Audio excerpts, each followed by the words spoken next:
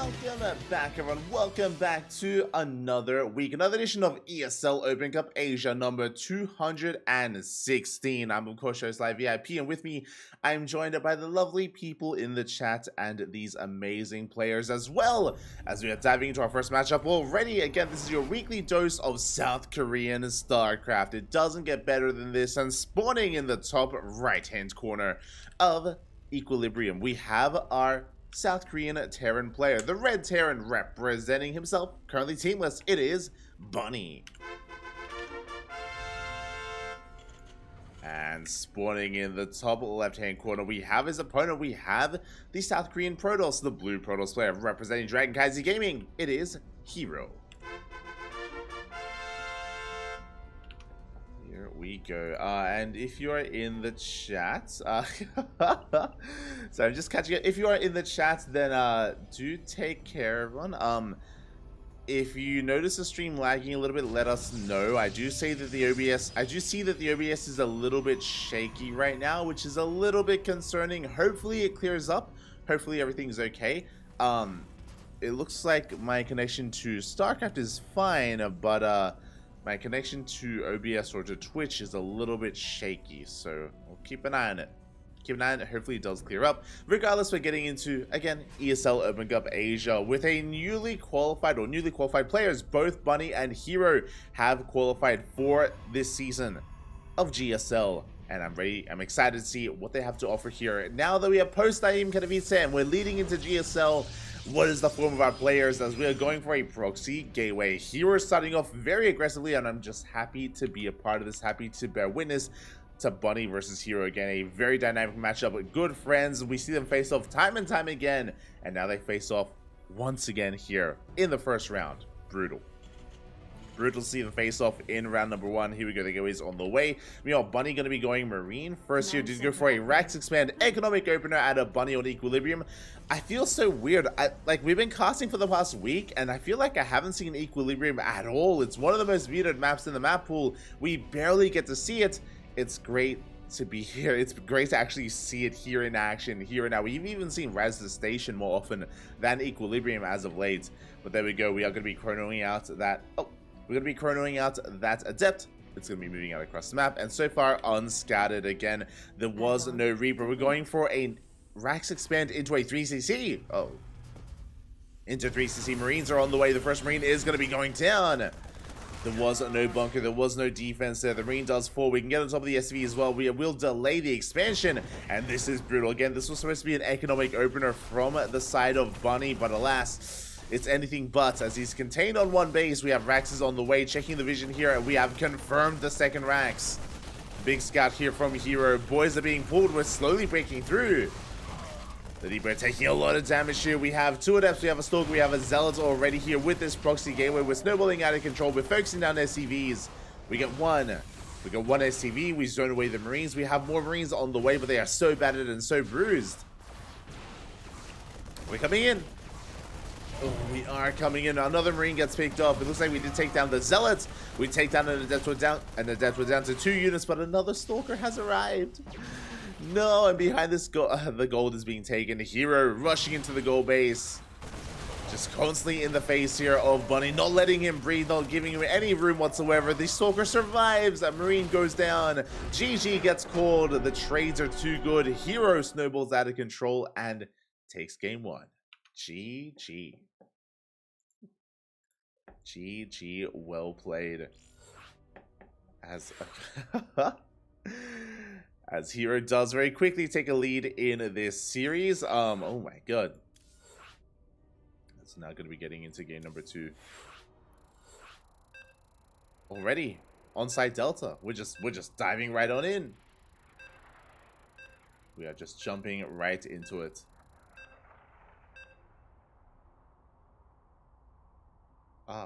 ESL Open Cup.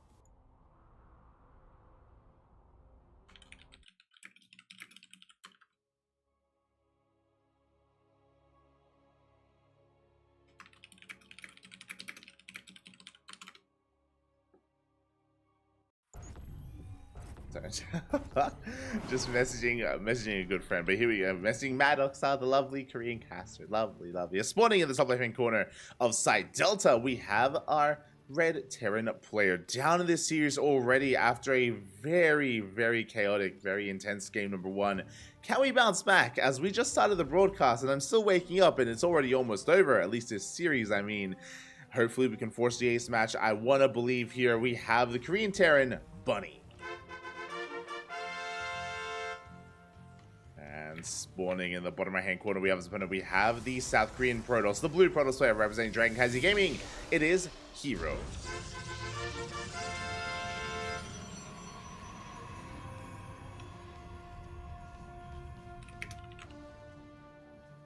Yeah, I do see in the chat. So frames are dropping. That is unfortunate. We may have to cut the stream. I'm gonna wrap up this series. I'm gonna wrap up this series at least. But when it comes to the rest, if the stream doesn't clear up, then we will be ending it. Just because I'm seeing myself here, and we're really struggling with our connection right now. It's not looking too good. Not looking too hot. Wait, I wonder.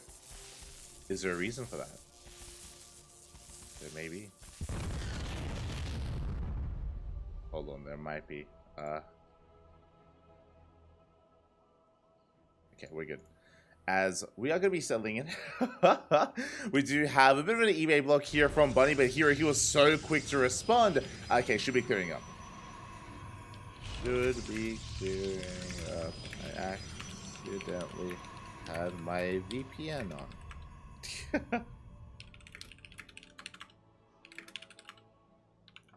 Alright, we're good.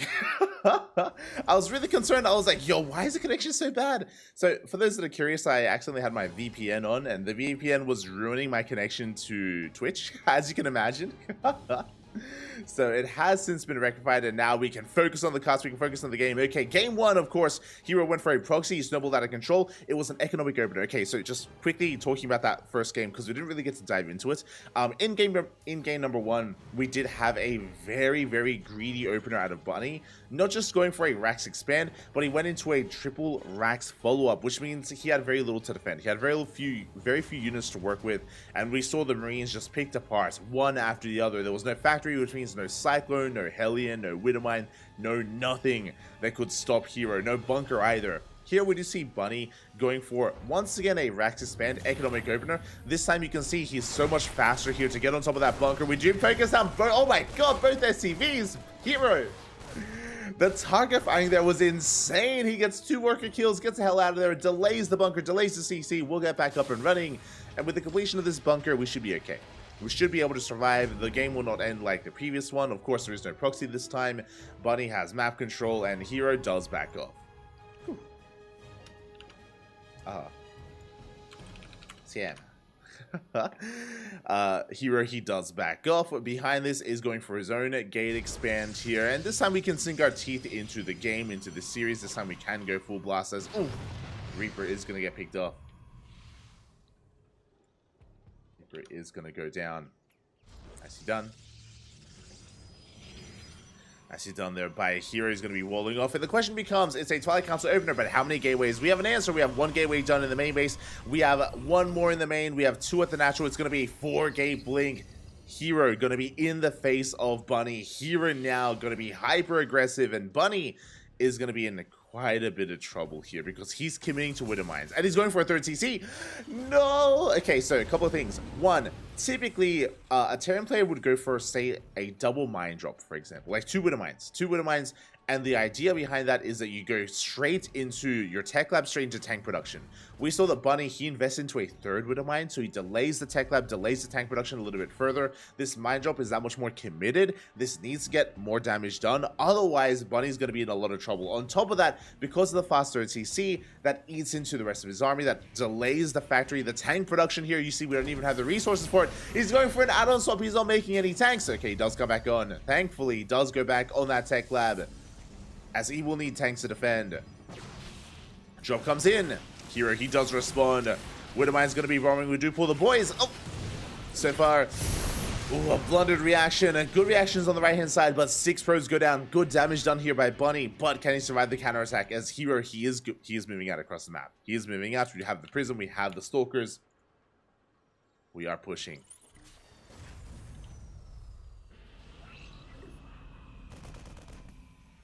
We are pushing, and we have 1 tank in the main base. We have a bunker in the main. We have a bunker at the natural, second bunker on the way. We do need that second bunker. Random Marine has rocked up. It's going to be able to maybe get 1 probe kill, but it will be dealt with.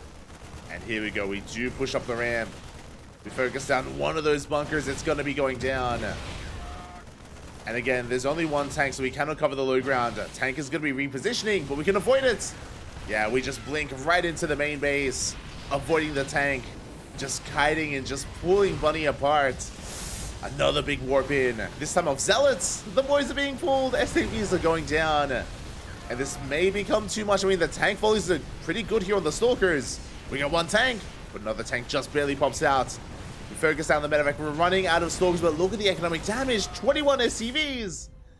Even though we clean this up, the damage has been done. We do confirm the 3rd TC.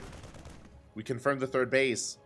But this is an insane amount of damage. You can see Hero just shocking around. He wants that Raven if at all possible. And oh, God, he goes to the warp in. The target firing on the Prism.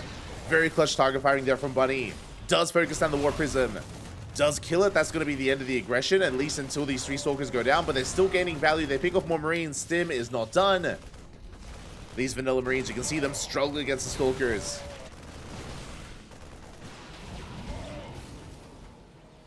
Hero will get the hell out of there. Whew.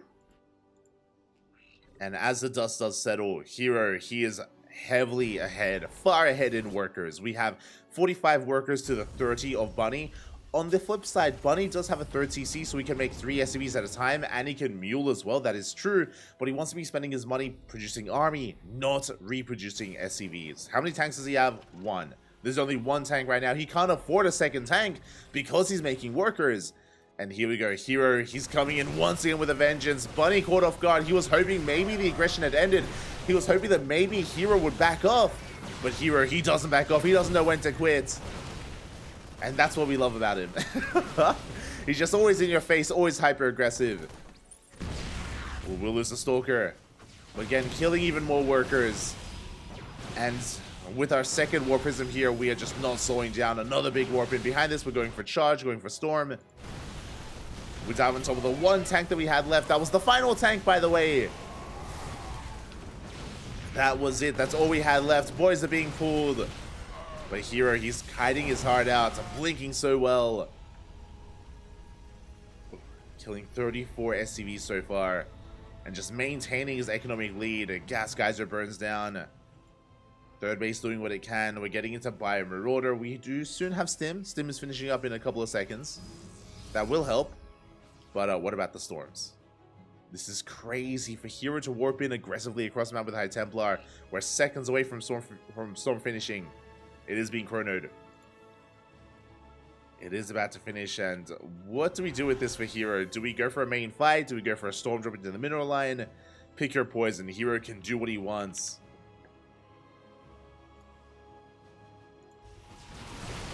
Going into the natural. Show us the Storms! Oh, massive Storms on the army. Oh my god, on the army and the SCVs as well. And there's 1 Marauder left. GG gets called, and Hero will take the series 2-0. GG. GG, well played. A solid series there at a Hero, just in full control of that entire game 1 and game number 2. He was in the driver's seat. Very impressive stuff there from Hero. GG. GG. Congratulations there, as he will take it. And my condolences to Bunny, as Bunny is not a bad player whatsoever. And this series, what it felt like, game 1 and game 2, it felt like Bunny just wasn't allowed to play. It felt like Bunny just wasn't allowed to play his own game. Game 1, he was killed in the opener. You know, remember, he was trying to get into a 3 racks. He was denied before his Raxes could really get underway and really get into the swing of things.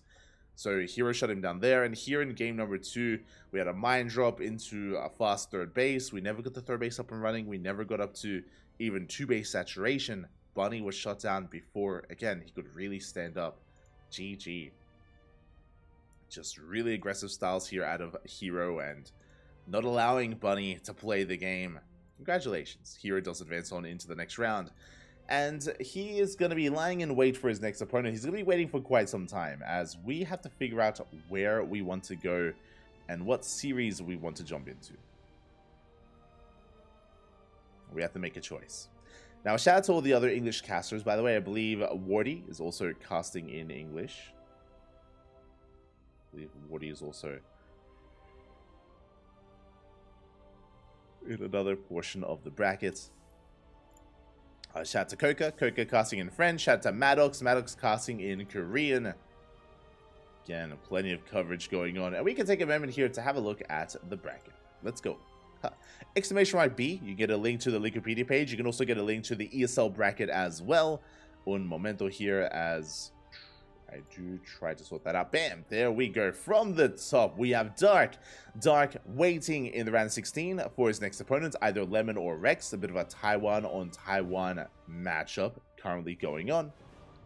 Do love to see it, and I do wish the best to both of those players. I may decide to wait for them because in the quarterfinals, Hero is waiting. He just toured Bunny. Hero, he's waiting for either Dark, Lemon, or Rex, so it may be worth waiting and jumping into the round of 16 there and following them into Hero.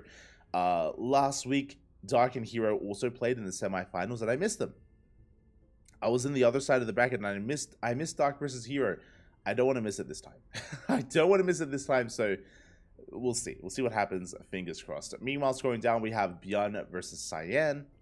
Currently underway. Do wish them the best. And fun fact, I also have to try to catch Bjorn when he's available as well. I may have a proposition for Mr. Bjorn. So we'll see. We'll see what happens there. Hopefully, I don't want to disturb him at all while playing. So maybe after the tournament, we'll see. Oh god. Oh, show match related, as you can imagine. Show match related. Meanwhile, we have Nightmare versus Data. Winner that goes up against Solar in the next round. Very nice series. Solar and Nightmare, they have a bit of history. They do go back and forth. Scrolling down a little bit further, we have DRG, who just toured Balance. DRG versus Gumiho is about to begin. I could jump on that series. That looks like a really nice series, but that's also really far away from Hero and Bunny, which we just covered, so I don't know if I should be jumping on over.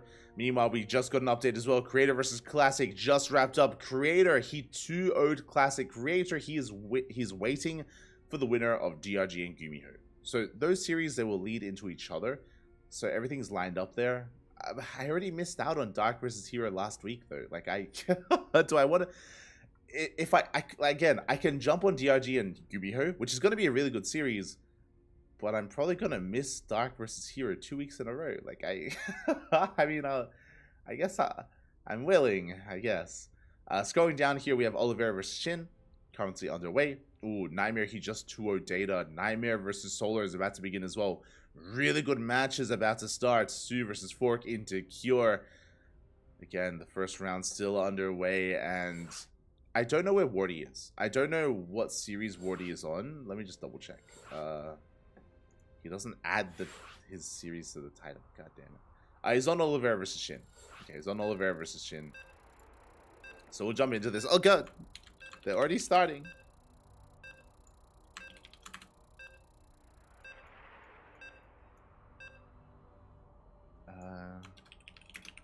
They're already starting, and I need to quickly set this up.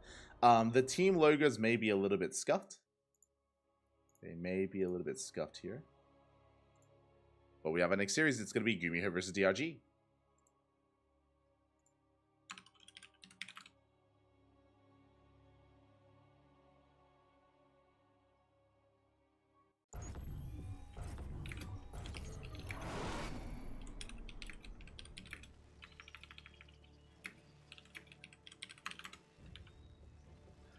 And spawning. Okay, sorry, I was just responding in the chat, but here we go. We're diving into our second series of the night, into our next TVZ matchup, and spawning in the bottom left-hand corner of Alkione, we have our Blue Terran player representing his new team, Cloud9. It's is Gumiho.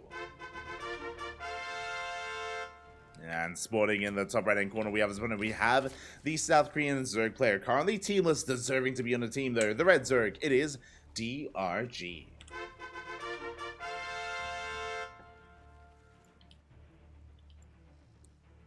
We go as Gumiho going for the low ground racks. Now, Gumiho has been known quite frequently to go for the racks factory expand, but do we embrace the 2 racks opener? It looks like we will, as the second SCV has arrived. We're gonna be getting into 2 racks Reaper here from the side of Gumiho. The goal for this is going to be to shut down the third base, to contain GRG to 2 bases, to trade against the drones and the queens if possible. That would be the ideal, but for the most part, just contain the Zerg player and delay the third for as long as we can. There are more aggressive variations of this where you can go for a third racks as well. That is true. We could go into a third racks, but this looks like a 2 racks variation. We should be expanding behind this. There should be a CC soon to be on the way. Let's go. Let us go. But yeah, if you just when it comes to other English coverage, I was able to confirm Wardy is going on. He's jumping on Oliveira versus Shin, so he's got another TVZ under his belt. And I just wanted to make sure that we wouldn't like step on each other's toes. We try to avoid each other as much as we can when it comes to covering these events, just because there's only 2 English casters, and the last thing we want is to double up when there are so many games going on and so many matches happening. So we try our best. We try our best to kind of spread out and cover as much ground as possible. That's the ideal. That is the goal. As for now, we do have our CC on the way. So again, just 2 racks Reaper into a third base. Meanwhile, back at home, DRG going for a hatch gas pool. The first Reaper has arrived. Gonna be chipping away at these Lings. So far, just doing some light damage, some light pressure here. Does slip into the mineral line. We shouldn't get a drone kill. Oh, we do morph in that spore quite quickly. 1 Ling goes down, and additional Reapers are on the way. Here we go. They have arrived. They're coming in from multiple angles. We're going for the drones. We don't quite get it. The drone barely does survive. Reaper in the main base is going to evacuate. So Reaper at the natural also backs the hell off as well. And we should be stopping at 3 Reapers. Quickly double checking here. We've gone up to a 4th Reaper. We do get eyes on the third base. Greedy move here by DRG, and can Gumiho deny the third? Behind this, it's going to be a 3rd CC before factory. Very greedy, very economic follow-up. Going straight to that 3rd CC. What does this mean? This means that if DRG responded with a Bane Bust, if DRG responded with aggression, Gumiho would be in a lot of trouble. That's only if that were to happen. As the third base is going to be cancelled. Again, this is all that Gumiho wanted out of this opener. We cancel the third. We contain to 2 bases as long as we can. We keep DRG pinned. At the same time, DRG going for a big link counterattack. There's nothing at home to defend. We get a surround here. We deny Stim. A big pick off by DRG. Stim is denied. Tech Lab is killed. At the same time, we try to collapse on the Reapers, and we do not quite get the surround. We tried to, but the Reapers, they do slip away. Not a single one has fallen. Behind this, Starport in production. Third base about to finish up. Oh, again, 4 Reapers. They pick off more Lings. GRG bleeding out a lot of units here against the Reapers. Not like this. Trying to go for the surround. Trying to collapse on this army. Oh, and it looks like he will finally do so. Yeah, there's no way out here for Gumiho. The Reapers all get cleaned up. And finally, DRG can expand. But this is a late expansion, especially considering how greedy Gumiho was. The 3rd CC is done. It's already morphed into an orbital. And soon to be landed a location. I say soon because it's a little bit too early. We don't really have much to defend the third base. So we want to saturate our natural first and then float it over. Behind this, we're going for a committed mine drop. Instead of going for reactored Reaper, instead of going for reactored Hellions, we're going for reactored Widow Mines. And that is an insanely fast armory. That is for a mine drop. A very offbeat, a very off-timing mine drop. This is what we love out of Gumiho, is that Gumiho is a very unorthodox player. He's very creative. This opener has been pretty standard, is what I will say, but the follow-up, that is not of the norm. Going into a mine drop as a follow-up to a fast 3rd CC, like, that is wild. We are going for it. We did... There we go. I was like, we accidentally loaded up an SCV, but it has been dropped. Has been dropped off. We have a quadruple mine drop moving out across the map. Stim on the way as a follow-up. DRG back at home going to be droning, trying to stabilize, trying to get back into his 3-base saturation. Queens are amassing. Bailey Nest being thrown down. DRG, he's still behind in the economy. You can see that we're pretty even in worker counts, but plus, if you add mules into the mix, Gumio, he has the better economy overall. Here comes a mine drop. Not coinciding with anything, it's just a straight up mine drop. The drones are going to be able to react in time. Mine drop goes off. Gets one drone. As we get 3 widow mines in the main base, detection is going to be required, and the shots are going to connect. Ooh, only on Lings. Good reaction here from DRG. Does avert disaster. Shuts down 1, shuts down 2, shuts down almost 3. Yeah, the widow mines, this was not worth it. There was 1 widow mine left here for Gumiho. I'm a little bit concerned it's gonna go off. No! The drones up. Oh my god, we barely do get a kill. Drones, they get the surround, they collapse on that widow mine, they will get the kill. And this was a pretty big investment that did not pay off for Gumiho. That's 4 widow mines for, what, 1 drone, 2 lings, and not much else. As one of the mine shots even was wasted on the gas geyser. Didn't connect with anything. And honestly, DRG needed that. He needed something to go his way after the Reaper opener. So DRG is recovering, getting a 4th base. Meanwhile, Gumiho is getting into a 3-base setup here, going Bio Mine. We are going Ling, Bane, Hydra from the side of Gumiho. Not into Mutas, not into Ultras, just Ling, Bane, Hydra. Very standard setup here from our Red Zerg.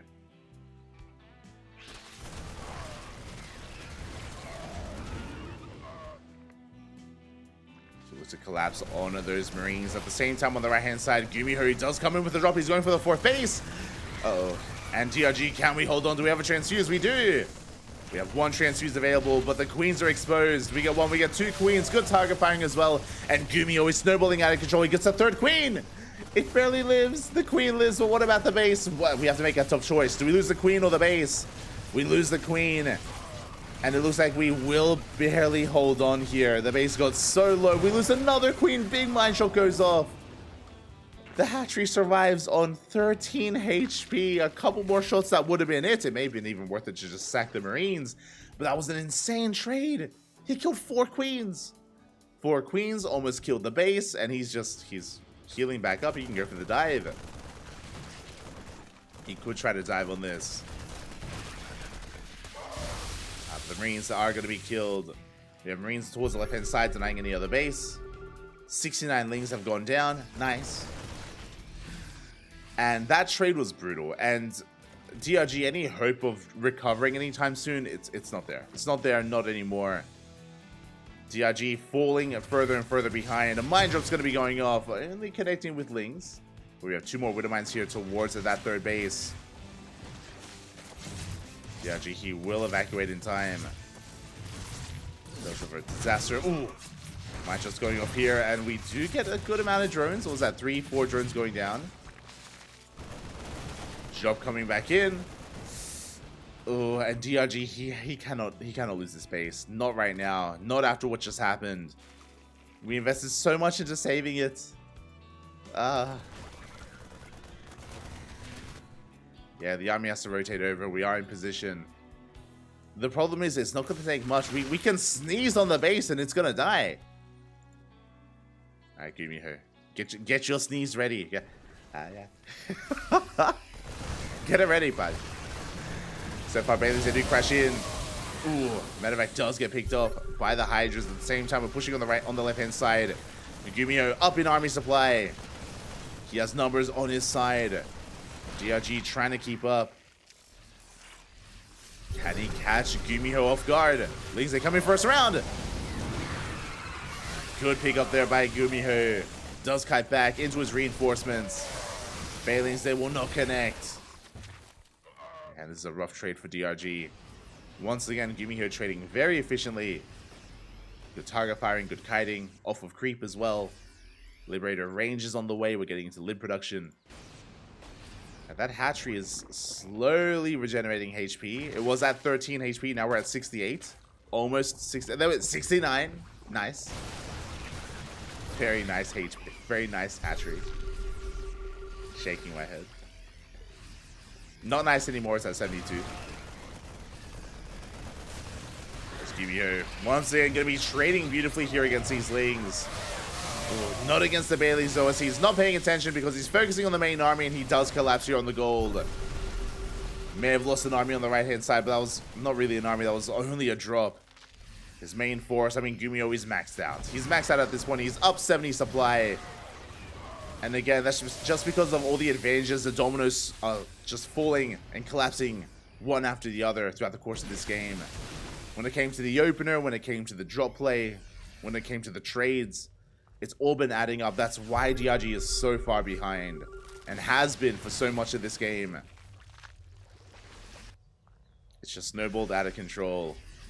And here we go. Gumiho. Gumiho. Gonna be rocking up here with his libs.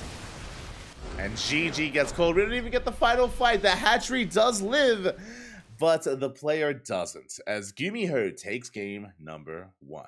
Whew. GG. GG, well played. A solid game there out of Gumiho. Again, just almost in full control of the entire game.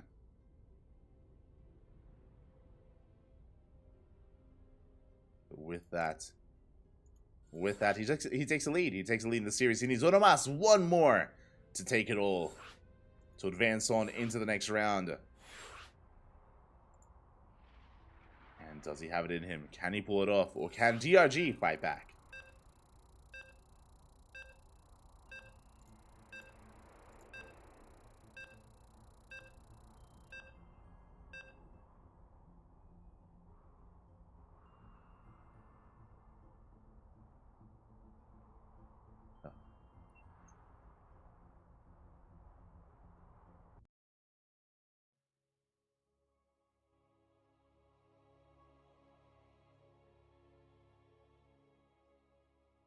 I'm just catching up with the chat, making sure.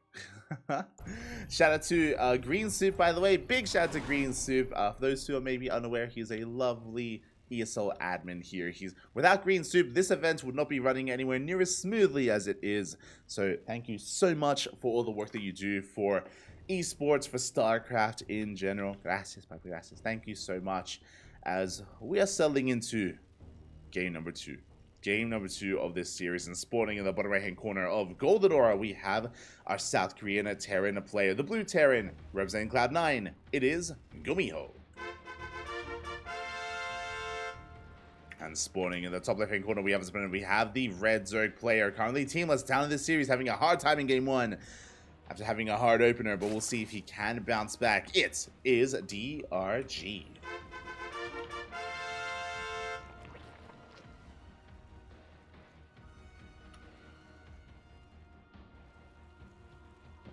Go.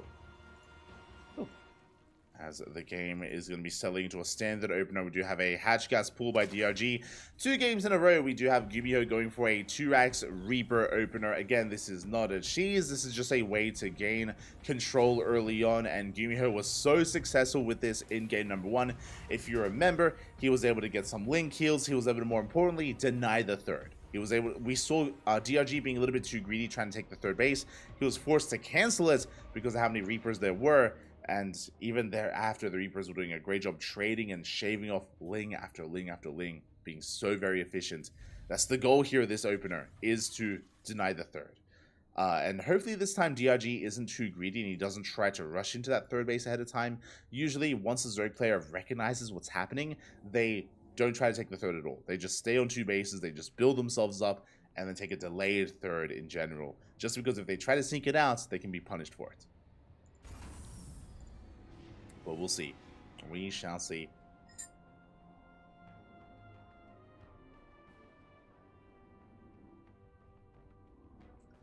As we do have Gumiho moving out with his first Reaper. Overlord is not gonna quite be confirming what's happening yet, as we do not go straight for that natural.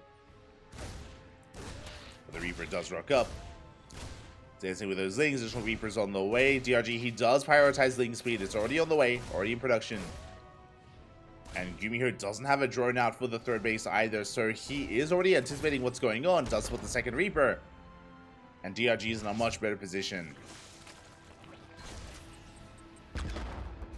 Link speed almost halfway done, and Queens are amassing. And so far, the Reapers haven't done much. They haven't done much damage here. We can see Gumiho rotating over towards the main. Creep is spreading. Creep is connecting. Oh! So we tried to slip into that main base, but again, really good defense by DRG. Now he should be going for the third. As the third base is on the way, but the Reapers are getting to natural. One Reaper goes down. Gumiho overextending. Does overextend, does pay a price for it. DRG now takes his third. And again, this is a much cleaner early game from DRG compared to game number 1.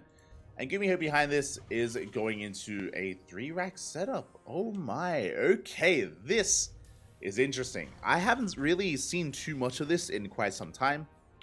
If you remember, around this time last year, Bjorn, when he was refining his 2x Reaper, one of the most common follow-ups he would have with his 2x Reaper is to go for a delayed third CC, go for a third Rax instead, and go for a very strong bio push. A ground-based bio push where we build up the Marines, we hit a time with Stim. I believe we would hit before Metavax. We just get across the map, we'd commit, and when we try to trade. There were also 4x variations, if you remember. 2x Reaper into a 4x, which was wild and would quite often win beyond some games until Zerg players figured out how to read it, how to respond against it, how to be prepared. DRG dips in with the Overlord. It is going to be shut down, but he gets eyes on the third Rax as well as the starport. And it looks like we should be waiting for Metavax. I assumed that we would be hitting before them with Stim, but with this add-on swap, we may as well wait for those Metavax instead. It is going to be a pretty hefty bio army though. It's going to be a lot of Marines. And the Reaper survived as well. So Gumiho is going to be moving out. Meanwhile, across the map, DRG is getting set up on 3 bases. Going to be droning. Queens are amassing. How many queens do we have? We have 7 queens. That's okay. We have 1 in production as well. So I'm a little bit concerned. Basically, DRG, he prioritized 1-1, so he gets really fast upgrades. But what does he sacrifice for that? The lair. The lair is going to be very late for DRG, which means Bailing's speed is going to be delayed for DRG. And that can be dangerous if you're up against a large army like this, just because Bailing's speed and Bailing's in general may be what you need to defend. We'll see if we can get away with it. Bailing Nest now in production. Lair now in production. There is a window here where maybe Gumiho can break his opponent as he is moving out. DRG ready for even a counterattack here. There we go. Gumiho is pushing.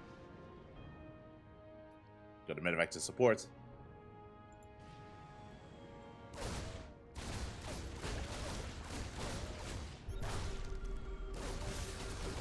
Here we go. We stim on forward. We're going for the 4th base. We're going to force a cancel. 4th base is cancelled. Remember, no Bailings are ready for this. Only Lings and Queens. That's a lot of Marines. DRG, can we hold on here? We do stim on forward. We try to focus down the Queens. They do get a lot of damage done. KDA charge almost working against Gumiho there for a moment. The Lings, they get cleaned up. We dive on top of the Queens, and we will focus them down one after the other. GG gets called. DRG could not get away with it. And Gumiho, he takes a series 2-0. GG. GG, well played. Again, I was very concerned seeing DRG go for the faster upgrades, going for the 1-1, as we saw that timing hit before the upgrades kicked in, and that means that the later Bailey Nest and just the later tech in general wasn't really, or we couldn't get to that. We didn't get away with that either. That engage was just too good from Gumiho. He snowballed out of control. GG, well played. Congratulations, Gumiho will take it in the end. So for those that are curious, the opener that DRG had gone for is typically ideal if Gumiho was going for the build that he went for in Game 1. If you remember, in Game 1, Gumiho went for a 2x Reaper into a 3rd CC, right? Very economic follow-up, which means his drop play is delayed. Here, it was a 3x follow-up, which was scouted, by the way, by DRG, but it was a 3x follow-up which is a much earlier push, a much earlier timing, which is why going for something like a double Eva chamber, double upgrade timing is not ideal. It's usually like frowned upon when it comes to like what you can get away with against a more aggressive build, because you are so vulnerable. And GG, well played.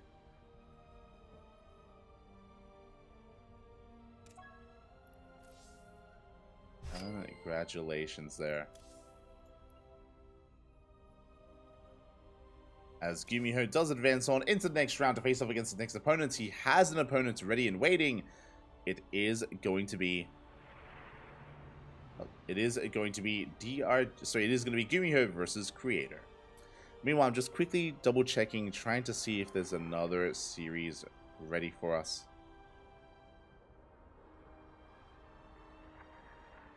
Trying to make sure that we aren't missing anything. Did I want to miss anyone, Pappy? Don't want to miss anyone.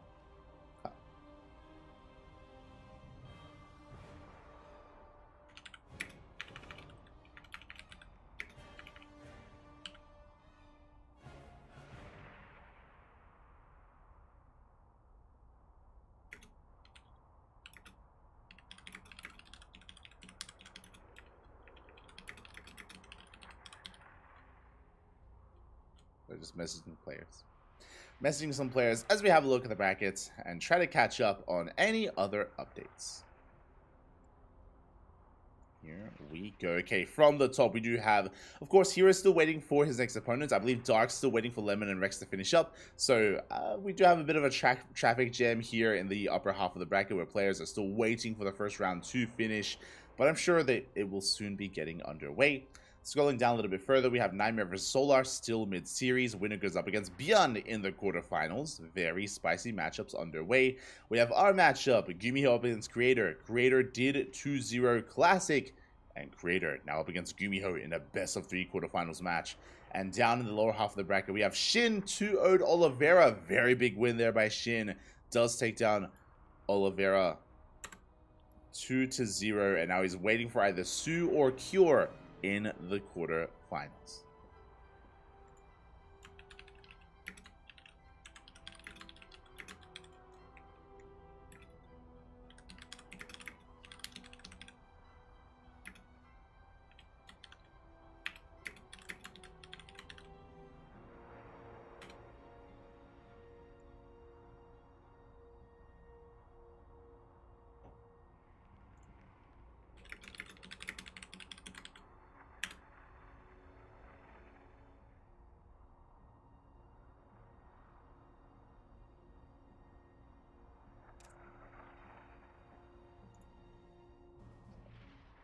But it looks like vetoes are on the way. Okay, vetoes are on the way. We're going to be going on a short break. Sorry, I was just a little bit distracted by chat. We're going to be going on a short break. When we return, once vetoes are done, Creator versus Gumiho coming up next. See you soon.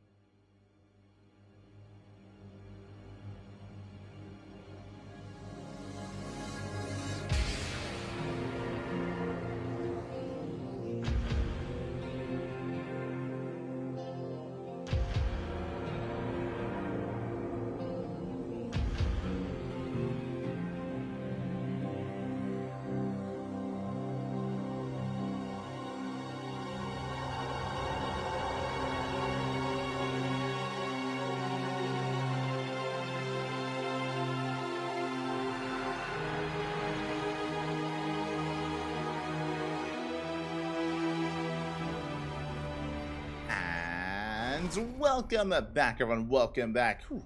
Hope you enjoyed.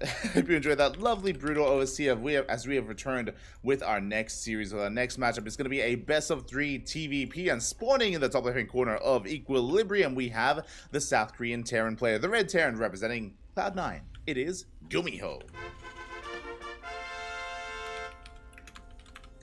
And spawning in the top right-hand corner, we have the South Korean Protoss, the blue Protoss player representing Club NV. It is Creator. Here we go. And now we can focus on our matches as Gumiho is going for a proxy. Of course he is. Okay, so as we settled into this game, I was about to praise Creator, saying that he has been looking on fire as of late. He's been looking so damn good. He just joined Classic, and specifically in this matchup, Creator has been popping off as well. So not looking too bad coming in against Gumiho, but Gumiho is a very unpredictable player. Very unpredictable here. So what will he whip out throughout the course of this series, especially in this matchup? He can be wild, he can be crazy, he can be out of this world. For the time being, it's only a singular Rax that's being proxied. I think this is going to be a proxy Rax Reaper, where you go in with your SCV, you throw down a bunker behind the mineral line, and you delay mining at that natural base. Pretty sure that's how we want to kind of come together with this. There we go, the Reaper is on the way. SCV is going to be backing up, actually. Okay, I assumed it would be coming in for the bunker, but no, it does retreat, does go back home. Reaper is on the way towards the main. We'll see how much damage Gumiho can get done. Not the most committed proxy, not the most all-in at all. It is just a way to be aggressive while we expand behind this, as we are going for a double gas follow-up. Okay, so with a double gas follow-up, delayed CC, faster factory. CC is going to be delayed, factory is going to be thrown down here in the main base. We only invest into the one Reaper. Rax is going to be floating back home, and the probe is stuck in the main. Is going to be trapped. Reaper gets in. And how good is the control from Creator so far? Ooh, does escape with that probe. Does manage to get away. One probe goes down, 2 workers go down, as that was the second probe across the map in the main base. We get a third probe. Gumiho getting a lot of damage done here. He barely does juke out the Stalker. Oh god! Tries to, and he will barely escape. Stalker is on the way. Can we intercept? We cannot, and the Reaper will survive. Clutch moves there from Gumiho. Does get the hell out of there at the same time back at home. We do have our CC on the way. That was a command center before the starport. So we're still getting into our economy, followed by that starport production. Safety Cyclone is on the way, and the game should be settling from here. Gumiho did a nice amount of economic damage, and he was able to confirm the at least economic opener of his opponent. Reaper dipped into the main, but did not see the tech, did not see the Twilight Council. So Gumiho, ooh, he gets chased down, and Gumiho is in the dark as to whether this is a Stargate opener or a Twilight Council. Still doesn't know. We're about to, though, with the medevac. Again, we should be working towards a drop here towards the main. Is going to be a medevac drop. Likewise, Widow Mines are amassing as well. And this is designed to, yes, get a little bit of damage done, true, but more importantly, scout and confirm the tech and confirm the gateways. We can see everything. We can see that it was a blink-based opener. There's 2 more gates on the way. That is 3 gates in total, by the way. A very safe opener, but this safe opener can quickly become an aggressive one if we throw down a 4th gateway. Like, 4-gate blink is terrifying, and we're not quite there yet. With 3-gate blink, we can gain map control, we can contain our opponents, and we can expand. We can expand behind it. That's the goal here of 3-gate blink. Is to be safe, secure, with map control into a little bit of a delayed expansion. Gumiho getting into his 3-1-1 setup, expanding here on the low ground. Drop comes in. Medevac drop does come in. We do get eyes on the gateways and on the Twilight Council. Mine shot. Oh my god. Retarding here, buying so much time. So much time. As finally a shot is not going to be going. Gumiho getting the Stalker. Very high value pickoff. Stalker goes down. A second drop is coming in. Game paused. And we do have a bit of a pause. I believe... Oh, okay. Hopefully everything is okay. I believe Maddox is... Game resumed. I believe Maddox is the observer. Once again, oh my god. Once again, we do have the retargeting there by Gumiho, buying so much time. Again, as you retarget the Widowmine, it resets the attack, which means you buy so much time. Saving that shot, finally it goes off, and so much mine time was delayed here in the main base. Widowmine is even going to be saved. Gumiho, with the control, does get out of there in time. Whew. And with that, Gumiho is going to be getting into tank production back at home. We have Stim on the way. We are just building ourselves up. Creator is expanding. Remember, did mention that 3-gate blink does lead into a third base, but ideally you want to move out across the map. Ideally with this opener from Creator, you want to be in the face of Gumiho, but he's stuck at home. He's stuck at home instead, and this drop is just doing so much for itself. Has already paid for itself with how much mining time was lost. You can see here the economy swing in favor of Gumiho when there was no mining in the main. Ay, ay, ay. Swinging deep in favor of our red player. Creator is still recovering. You can see him just evening up that economy here as he's back into mining. Working towards that third. Back at home. We have our +1. We have 3 tanks for the time being. We can work towards a 4th tank. Yeah, there we go. 4th tank is on the way. This is going to be a pretty terrifying army. We are building up towards a high tank count, and we are pushing. Gumiho moving out across the map. Creator, he will spot this with the Stalkers. Oh, does blink back. At the same time, Hallucination dips into the main. But at least Creator, he's aware. He's aware of the push. He should be preparing. Yeah, gateways are finishing up. Charges on the way. We are amassing Blink Stalkers. Shield batteries being thrown down at the natural. And because of the long rush distance by ground, it's taking quite some time for Gumiho to actually get to the Creator side of the map. Creator, he forces a siege. Delays the push. Drop comes in. Ooh. The probe gets a kill on that Widowmine. Gumiho trying to bait the army to chase the Marines. Creator doesn't take the bait.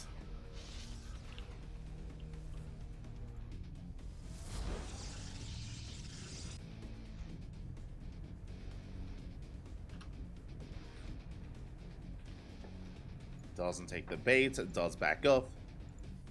Gumiho getting his third base on location behind the push. And I love that Gumiho, he isn't overextending. Like, he isn't forcing the issue. He's chilling here in the center of the map, scanning, making sure there's no observer.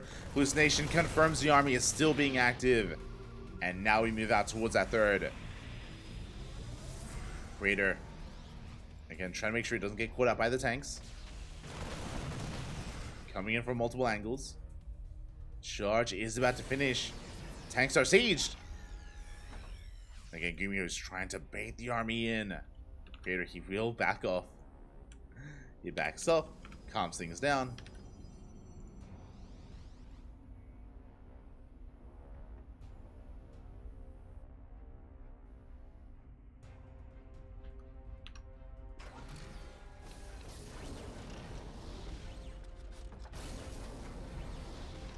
Does calm things down as there we go. Gumiho, he does rotate back around. Creator a little bit late here to respond.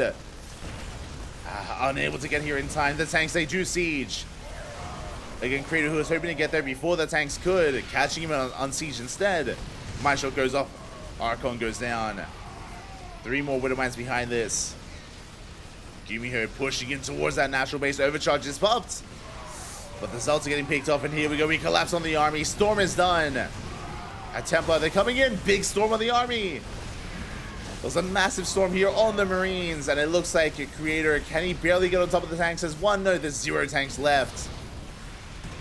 And Creator, he will hold. Barely comes in with reinforcements. Well, it was a costly trade. He lost all of his Knight Templar, he lost his Archons. Uh-oh, but we're running out of Zealots. We're running out of Zealots. And Gumiho, he's just rallying across the map. He wants to break Creator here and now, but he will retreat. Waiting for more reinforcements, waiting to consolidate his army. Creator picking up another Widowmine. Gets a Marine. Third base still well up and running for Gumiho. Creator trying to sneak out of 4th base in the middle of this defense. And again, what's scary here is that in that first defense from Creator, he lost his High Templar. No storms. He has to wait a little bit longer here for storms to bank up. These High Templar, they go for the feedbacks. Yeah, no storms available. And Gumiho, has he broken the back of Creator? Is it too much? Immortal goes down. Good kiting here from Gumiho. The Zelts are running out. Creator, he goes for the Metax, but he will not get them. He gets punished for the blink. And Gumiho, he might just barely do it. Backs off though, he's going for secure damage. Goes for the fourth instead. Storm doesn't quite connect. Yeah, and you can see the Creator, he's running out of steam. He's running out of units. These have been expensive trades here for Creator, and he hasn't retained his high-tech units. Every fight, he loses the Immortals, loses the Archons. GG gets called, and Gumiho will take game number 1. GG. GG, well played. Again, Creator, he was so close to defending. He was so close to holding on. He initially almost did, but as we mentioned, every fight, Gumiho, even though Gumiho was being forced back, he was always trading very efficiently. He was always killing the Immortals, killing the High Templar, killing the Archons, just making sure that only gateway units ever survived. And even then, he was shaving off Stalkers as well. These were expensive losses. Expensive losses for Creator every single time, which means even though he was forcing back the army, he was still at a deficit. Still at a deficit there. And Gumiho does take a lead in the series. Creator, he needs to fight back here and now to force the ace match.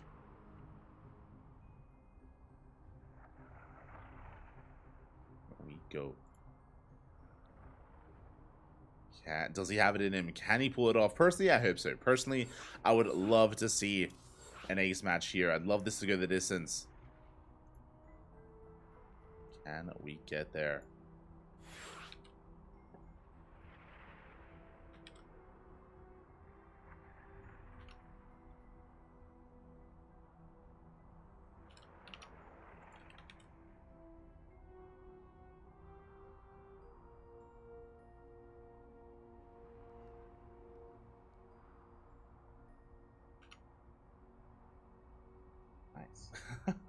Also, I mean, a bit of a pseudo announcement. Tomorrow we're going to be hosting some show matches.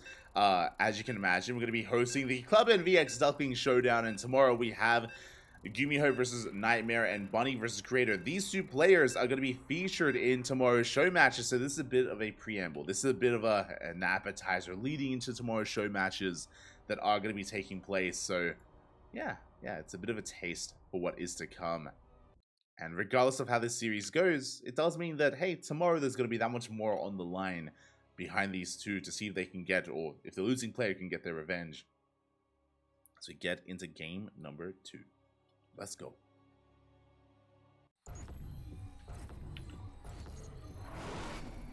As spawning in the bottom left-hand corner of Solaris, we have our South Korean and Terran player, the Red Terran, representing Cloud9, leading the series 1-0. It is Gumiho. And spawning in the top right-hand corner, we have the South Korean Protoss, the blue Protoss player himself, representing Club NV. It is Creator.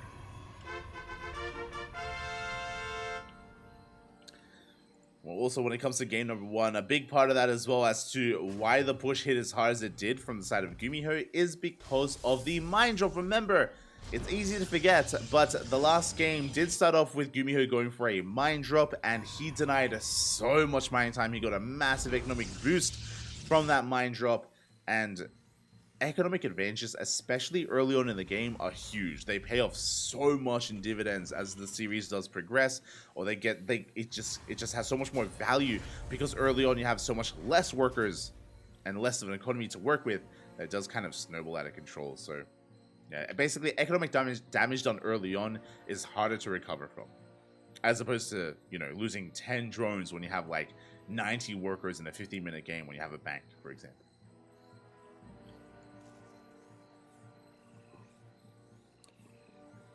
Here we go. Creator going immediately for the probe scouts. Does confirm the racks in the main base. Does confirm that this time there is no proxy.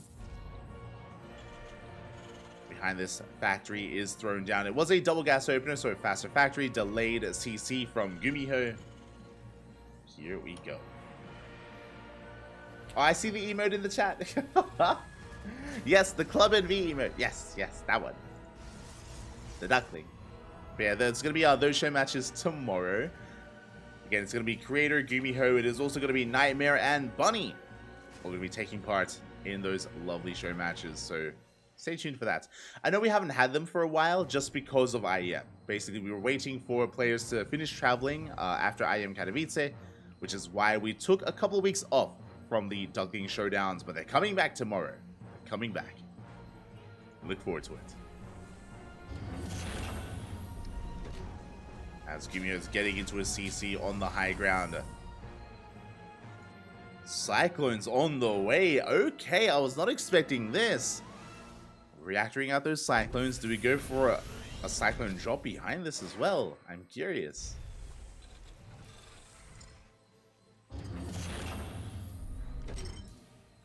Now, we have seen Gumiho whip out Mech against Protoss before. I think it was last week, if I'm not mistaken. I think last week we saw him whip out Mech against Protoss. Is he willing to do it here? He is not. That is a second Rax. It is going to be Bio. Thankfully, it is going to be Bio from Gumiho. Is making Cyclones, that is true. And Cyclones, they do have their place in the early game of this matchup just because they can pick apart Adepts, Stalkers, Zealots. Gateway units in low numbers are vulnerable to Cyclones. Probes as well. Probes are, as you can imagine, quite vulnerable to Cyclones as well. So a very aggressive start here from Gumiho, but following it up with Marines with Stim.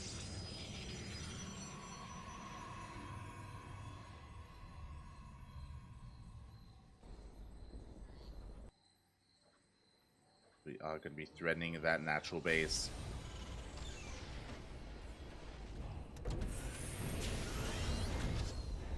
Behind this, going for our add-on swaps here. Again, only producing, I believe, 4 Cyclones. Yes, only 4 Cyclones for Gumiho. Maybe pushing on forward.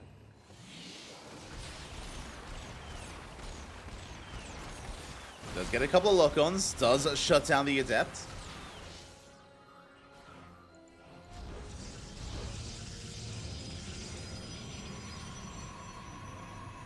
Does shut down the Adept. We'll pull back.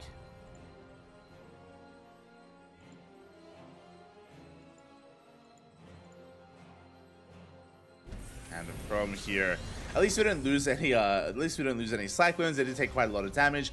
They are an okay supportive unit for the army as well, especially if it was a Stargate opener. We can see that it was a Twilight Council into Blink, and ooh, this is quite committed on 2 bases. Okay, so it's going to be 3-gate Blink for the time being, which is why we do have a presence on the map into a bay first, then into a delayed 3rd base. So, bit of a later economy here for Creator, but in favor of faster Colossus production. And this is much more standard. Blink Stalkers into Colossus. We saw Storm earlier, and it's always fun to see Storm just because it's not meta. Like, it's, you know, much more of a rarity here in TVP. Has its place in the matchup, don't get me wrong, but this is much more of a stable follow-up here by Creator going into Colossus. Is a consistent form of splash damage. As we do see Gumiho rotating over towards the right-hand side. Okay, supporting it with these Metamax with this drop. We do see Creator trying to keep up here, and he does come across the army. Does come across it. 1 Cyclone barely is not going to go down. We do pick up a Marine. Cyclone's looking vulnerable. We still on forward. We tap him up with the Sentry. Sentry goes down. Shield battery is denied. Quick cancel there from Creator, and we're going for the 3rd base. Stalker's trying to collapse on this. The 3rd base taking some damage. We do take quite a bit of damage here. Good juggling by Gumiho, keeping those Marauders alive. Oh my god. A bit of mispathing by Creator. He throws away 2 Stalkers, and that's going to be a kill on the Nexus. The base goes down. Again, you can see the added DPS with those Cyclones was something that I don't think Creator was really expecting. Tank has arrived, and Gumiho, he wants more. Gets a big volley off on the army. Does get a kill. He's going to rotate back around. And we can see Creator attempting to expand here towards the north, but Gumiho is making his way over towards that northern base. He's coming. Creator, likewise, he keeps up. Able to slow Gumiho down. The Colossus has arrived. Ooh. Colossus has arrived. We have a second Colossus as well. We should be able to defend here. And yeah, Gumio, he knows it. He knows there's no saving this army. He has to engage. Medevac goes down. We get a medevac. We get almost a second as well. Tanks under fire. Good volleys though on the army. The Colossus are exposed. No, shall we dive on the first one? We dive on the second as well. And Creator, he overextended. At the same time though, Gumio, he migrated his heart out. He tanks so many shots with those jugglings. GG gets called and Gumio will take the series 2-0. GG. Oh my god. GG, well played.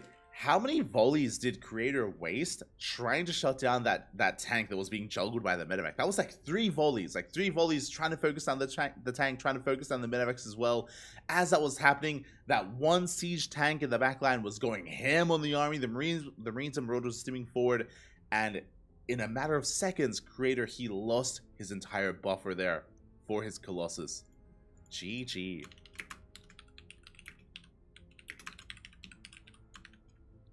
GG, well played. Congratulations here to Gumio for taking the series 2-0 for advancing on into the next round. And we have a couple of matches that are opening up. I need to very quickly refresh and make sure we don't get left behind. Because it looks like we have some other series. Okay, we have some updates. So, Gumio takes down Creator 2-0. Again, my condolences to Creator. He played well here, but he was never able to get into his stable 3-waste economy. Time and time again, Creator, he was trying to get in towards the mid game, but he was denied by Gumio. Gumio with a hyper-aggressive style here, knocking him down time and time again. GG, well played. Again, Gumio advances on to the semifinals. Meanwhile, we have a lot of matches now available. Okay, from the top. We just got an update. Lemon took down Rex 2-1. So Lemon, he just took down Rex 2-1. Lemon versus Dark is about to begin, leading into Hero. Lemon versus Dark is going to be a little bit more of an uphill battle for Dark. For Lemon. It's going to be more uphill for him. Dark going to be favored there. Dark versus Hero looks like a juicy series. But at the same time, Solar, he just took down Beyond 2-1. And Solar versus Beyond is about to begin. Solar versus Beyond is about to start. That is a juicy Zerg versus Terran matchup. Very worthwhile. Wardy is lying in wait. I wouldn't be surprised if Wardy jumps on that. I would not be surprised if Wardy jumps on Solar versus Beyond. Likewise, Gumio advances onto the semifinals. He's still waiting. Gumio is still waiting for either Shin, Su, or Cure. I believe Su and Cure are still mid-series. Oh, wait, no, my apologies. Shin is in game. So it looks like we had an update there. I don't know what the update is. I think it's Shin versus Cure. That would make sense. Shin versus Cure, I believe they are currently mid-series. I don't know who was the victor between Su and Cure, but I believe it is Cure versus Shin at the moment. So the quarterfinals getting underway. So basically, I could either jump onto Dark versus Lemon, or I could jump onto Beyond versus Solar. Those are the 2 matches currently available, just because Shin and Cure are in-game. I believe they are in-game.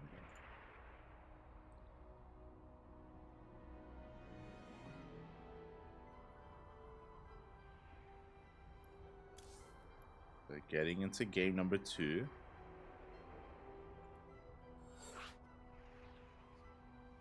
And I think I should jump into that. If it's still available. Yeah, okay.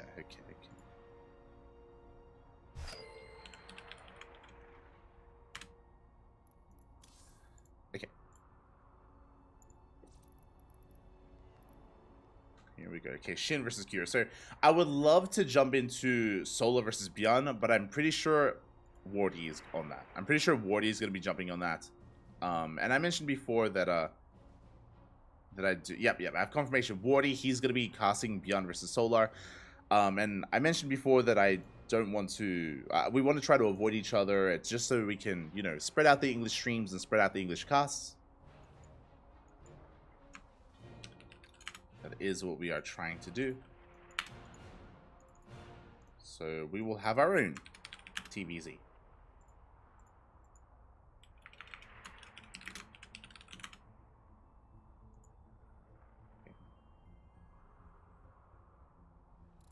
we go. We have our next series ready and waiting for us. We're jumping in mid-series. We're jumping into game number 2, and as you can see on the screen, Shin is leading the series 1-0 versus Cure. Let's go. Oh, sorry. There we go. Again, we have seen a lot of Shin recently. We saw Shin take down Cure, I believe, at IM Katowice. I believe Shin took him down there. And now this is a rematch. Can Cure get his revenge, or will history repeat itself once again? As spawning in the bottom left-hand corner of Solaris, we have our South Korean Terran player, the Red Terran representing Team Liquid. It is Cure. And spawning in the top left-hand corner, we have his opponent. We have the South Korean Zerg player, the blue Zerg representing himself, currently teamless. It is Shin.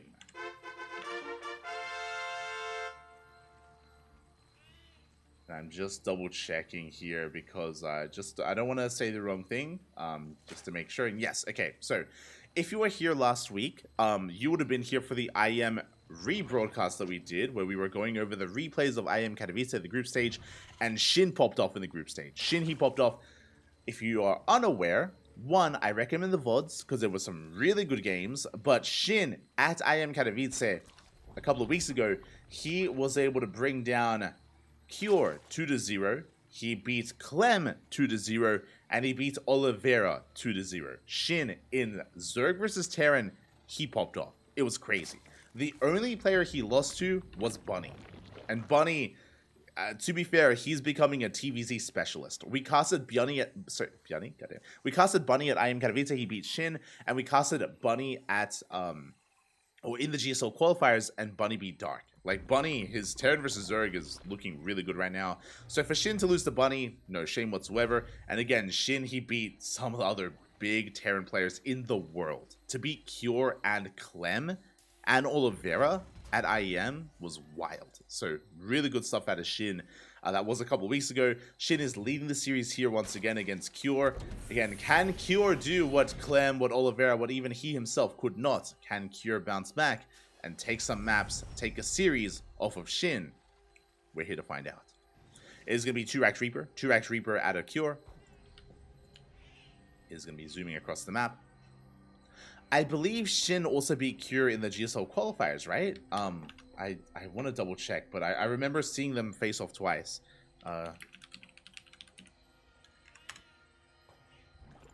remember seeing them face off as Reaper is getting across the map. It is going to be a hatch gas pulled to third base by Shin. Shin going for a standard opener. Drone, ooh, is going to get picked off though. Nicely done here by Cure.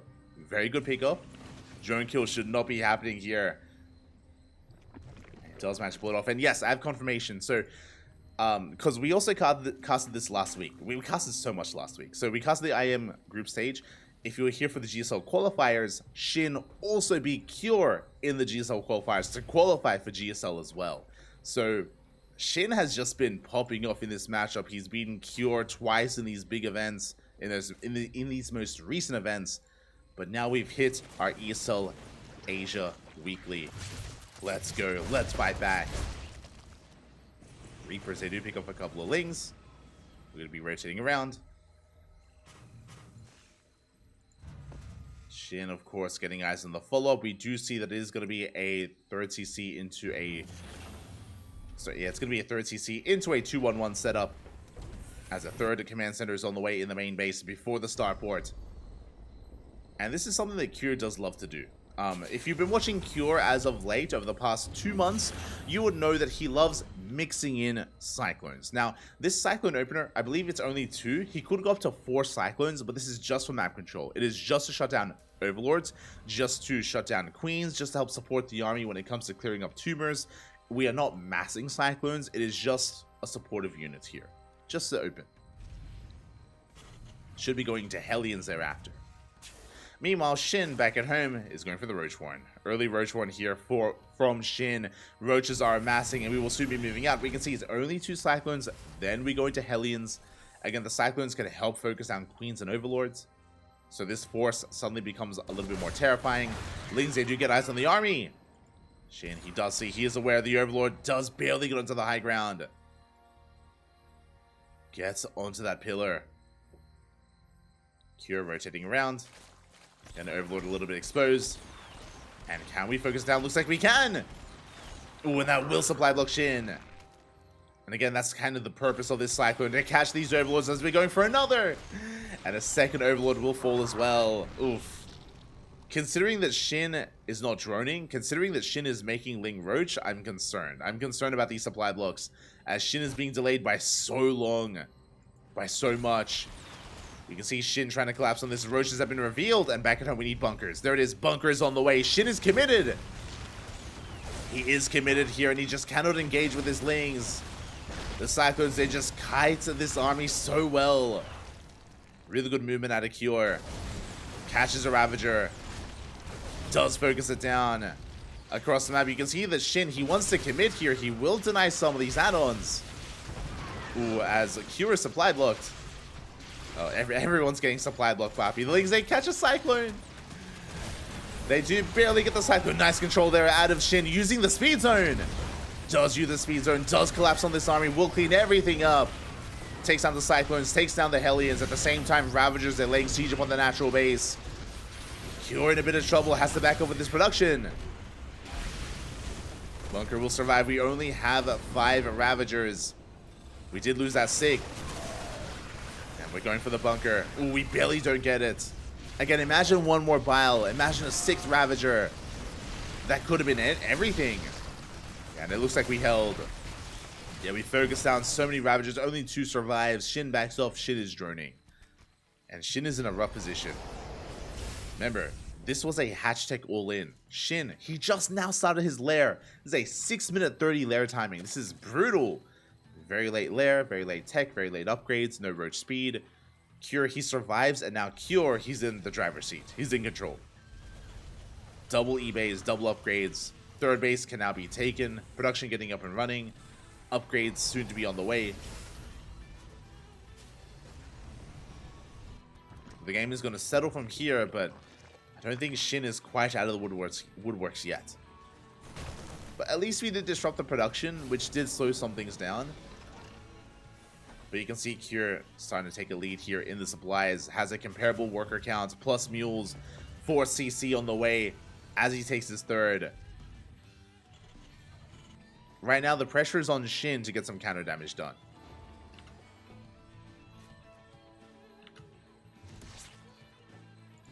Pressure is on.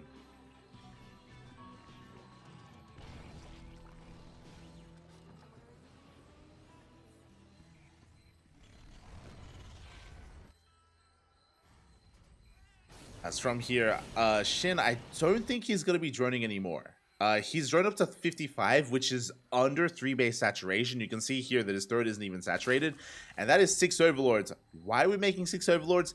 To max out on Roaches. Shin, he's going for a 2nd all-in, which I think is a good move.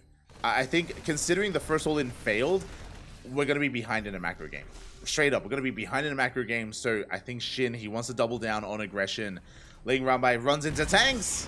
Tanks are in position, we collapse on them, but no, we do get punished. Lings, they get shaved off. Ravagers are amassing, Roaches as well. Now, how good is our defensive position here? No tank on the high ground. Bear that in mind. There's no tank on the high ground. All 3 tanks are here exposed on low ground instead. No bunkers are set up. Can Shin pull this attack off? First, he has to deal with the drop. And the drop is going to be buying a lot of time. You can see Cure getting up to 73 SCVs. And Shin hasn't made a single worker in minutes. It's been quite some time. Goes for the scan. Overlords are exposed. We're going for a dive. Yeah, we're going for the Overlords. Shin, he's getting supply blocked. What you see is what you get. Commits across the map. Bile's going to be taking down the tanks, but these Ravagers are exposed. Where are the Lings? Where is the support? The Marines, they still on forward as they are barely being forced back. Yeah, this is a rough fight for Shin. GG gets called. He doesn't gain any ground. And Cure will tie up the series 1-1. Let's go. We have a back and forth. We have a back and forth. Something that we haven't had the entire day. We haven't had it the entire day, Papi. So I'm happy to see an ace match. We're going the distance here. it all comes down to game number 3. Again, it was a really strong defense from Cure, the initial attack. If you remember, it was huge that Cure killed a Ravager in the middle of the map. He killed a Ravager in the center of the map. And without that Ravager, the bunker couldn't be broken. We had that much less DPS. The all-in did fail, and Cure snowballed out of control. Out of control there.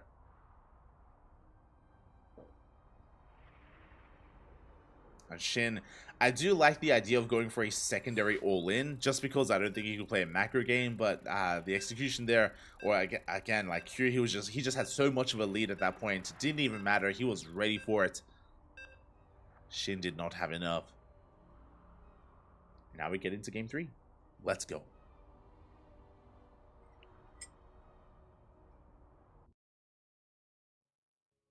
Let us go.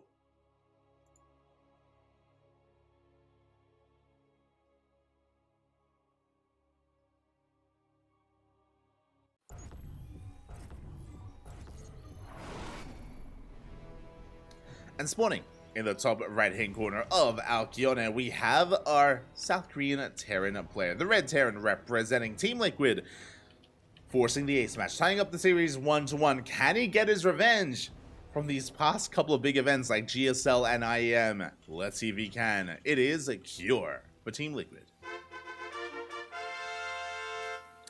And spawning in the bottom left-hand corner, we have as opponent, we have the South Korean Zerg player, the Blue Zerg, representing himself. Again, he has been on fire recently in the ZVT matchup, but can he stay on fire? Can he keep that fire going? It is Shin, as he has been forced into the ace match, going for a hatch first. It's going to be a hatch first opener here by Shin. So it's going to be Hatchcat's Pool, I imagine. And we're loading into Alkione. And strap yourselves in, because this map is known for its late game. It's known for its split map scenario. We've seen it time and time again, especially in the Zerg versus Terran matchup. That is where the game should be headed. But we're talking about Shin. And Shin is a very aggressive player. As we just saw, we saw a 2-base all-in followed by a 3-base all-in, right? Like Shin, he is very aggressive by nature. And as a result, just because the map leads to macro games doesn't mean that's what we're going to be getting. So Cure has to be on top of his scouting. He has to be on top of his scouting, has to make sure he's aware of what Shin is up to. And Cure has to make sure he's not too greedy. It's going to be a Rax expand. We already see that Cure is respecting Shin. Not uncommon to see Terran players to go CC first. We're seeing quite a lot of CC first on Alkione, but against Shin, Cure refuses. He goes for a safer, less greedy Rax expand. Still economic, but again, not cutting any corners. It's a risky prospect here to cut corners against Shin. SCV going to be rotating around, checking and trying to delay the third base from being taken. Drone comes in, but the SCV is here to zone that drone away. And as we back off, Cure, he has arrived with that Reaper, going to be dancing with the Lings. Again, Shin shouldn't be losing anything here. Losing a Ling would be less than ideal, as long as he doesn't lose a drone though. As up, oh my god. The Reaper, he wants that Ling. So greedy from Cure. He will back off, he will escape. Doesn't quite get it there, went for the dive. And no one loses anything. Except for the fact that the third base is not here. Third base has been quite delayed for Shin. He is sending out his drone, but the Reaper's in position. Yeah, the drone is going to be zoned back. Shin getting into his Overlord production. Hatchery is not going to be thrown down. Oh my god. Up! He wants it. He wants the drone. And the third base finally gets thrown down here on location. Whew. So close to going down. Cure doesn't get it, but he did delay. It was a very nice delay on this third base. Cure back at home, going for a third CC before Starport, so economic follow-up here by Cure. Going for his 3-base setup. And this looks like an add-on swap. This looks like a Banshee-based opener. So 3 CC into Banshee. Starport is done. There's the add-on swap, and we are going for Banshee production. We'll see how hard we commit if we go into Cloak. If we commit into Cloak or not. As Banshees are now in production. Behind this, we do see Shin just getting into his own third. Again, a delayed third, droning on up. Going to be oversaturating his natural, going to be maynarding over.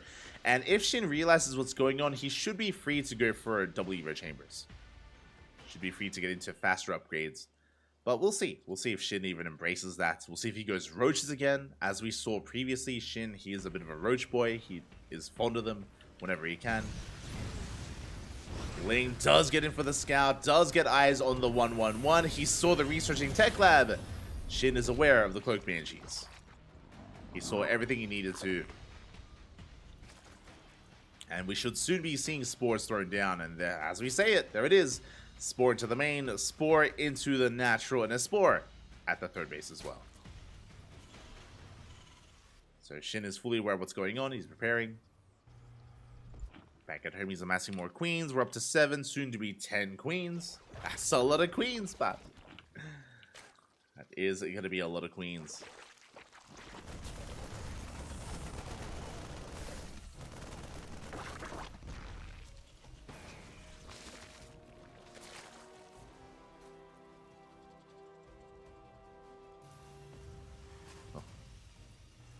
As there it is double Evo chamber before the lair, so very greedy opener here by Shin, but after the Link Scout, I mean, he knows he can get away with it. Again, so double Evo chamber, double upgrades, leading into delayed lair and delayed Bailing Nest, but I mean, again, this is all lined up to get into Bailing speed and to get into faster upgrades. So pretty solid build here from Shin. He should get away with it as the Banshees do slip into the main base, sorry, into the natural. And they get a couple of drone kills already. Very nice target firing out of Kior. Gets 3 gas mining workers. Heads over towards the gas geyser as well.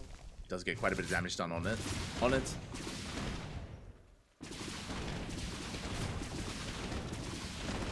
Kior just being a nuisance here. Can he get a kill on the gas geyser? He's so close, and he will! The gas geyser goes down. Again, no critical damage, but good value nonetheless here for Kior. Comes in with some Hellions. Takes down as many tumors as he can. Queens will force his back.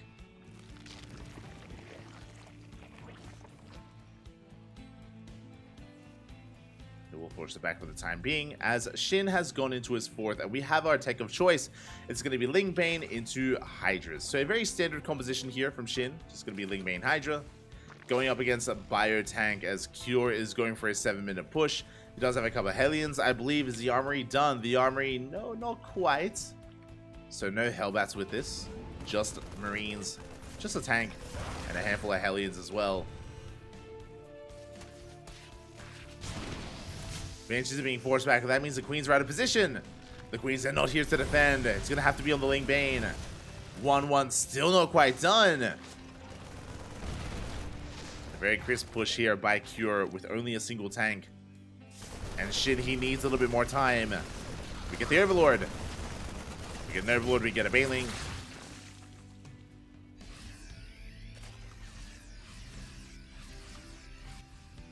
Cure achieving quite a bit of damage. He now kicks in with his own 1-1 upgrades and combat shields.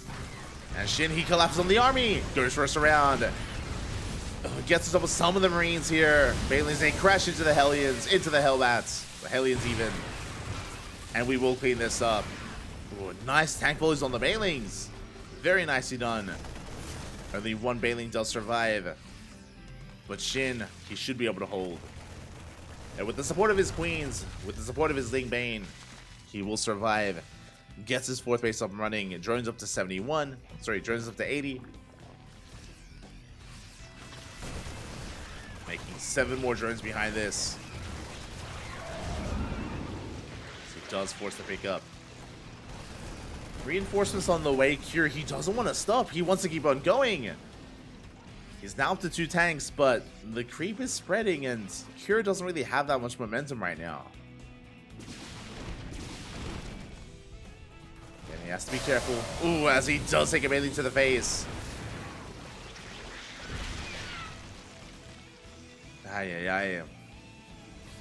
That's quite a lot of Marines going down.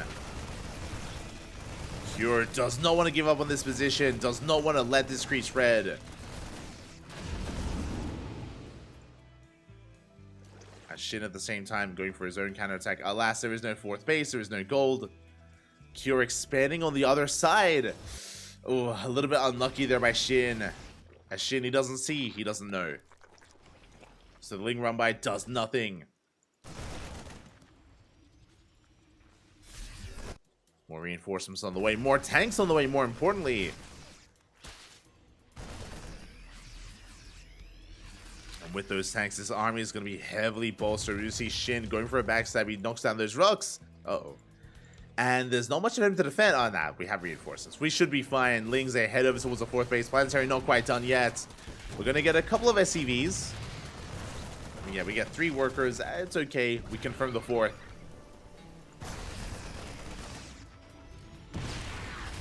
But Shin is still up against the wall. As we are going for a bathing run by. Let's go. Bathing run by towards that planetary. Steaming on forward. Again, Cure still trying to break this fourth base. Very little creep here, by the way. And Shinny comes in from behind. Gets us around. Will clean up the tanks. Good target firing on the Banelings. And Shin is going to be forced back. Once again, very nice target firing. Every single Baneling gets sniped. Brutal losses, but we do get into the middle line. 13 SCVs go down. Shin, he does do quite a dent to the economy here, but Kiri's not stopping. The Banelings are coming in. We're trying. 10 Banelings on the way. As the Queens, they come together here. We get on top of the tank. And we should be able to hold. Just barely. Another tank comes in to reinforce. The Banelings are rolling on in. They're trying to at least. Ooh. Yeah, the Queen's working against Shin there. The Ling Bane could not engage. An efficient fight for Cure. How many Queens did he get? 8 Queens went down. Ay, ay, ay. We did get some more CV kills. Tank sleepwalking forward. Shin, he's in a lot of trouble. He's down in army supply. His only chance here is to catch out these Marines.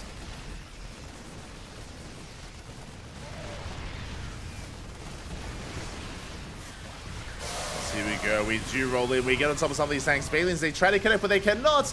The spread is too good, and Curie snowballing out of control. Very good trade. Very good concave.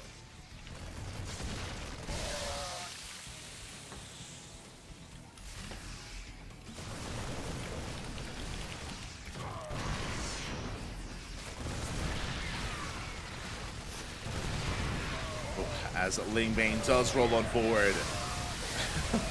We're going to try and collapse on this army here. We do get on top of some of these tanks. The Hydras, they're pushing through. We're trying to at least, and this Hydra-based army is going to be able to barely force Cure back. As we cleaned up the tanks. Again, I wasn't believing there. We just barely had enough Lingbane. Cure still has a good economy behind this. He has rebuilt his SCVs. He has a 5th base on the way. But finally, Cure backs off, and finally, Shin, he can breathe. Up!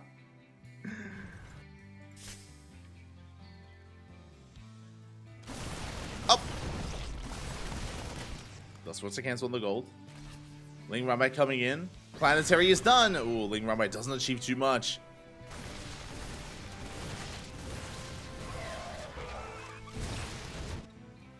As the Lings instead, they head towards that 3rd base. We get into the middle line. SCVs are going to be going down. A good counterattack here by Shin. A very necessary counterattack. Again, he needs Cure to back off. He needs Cure to give him a little bit more time to rebuild his army. To remax. He's working on +3 upgrades. He's working on the Lurker Den. Vipers have arrived. You can see that the quality of Shin's army is getting better. Cure's isn't.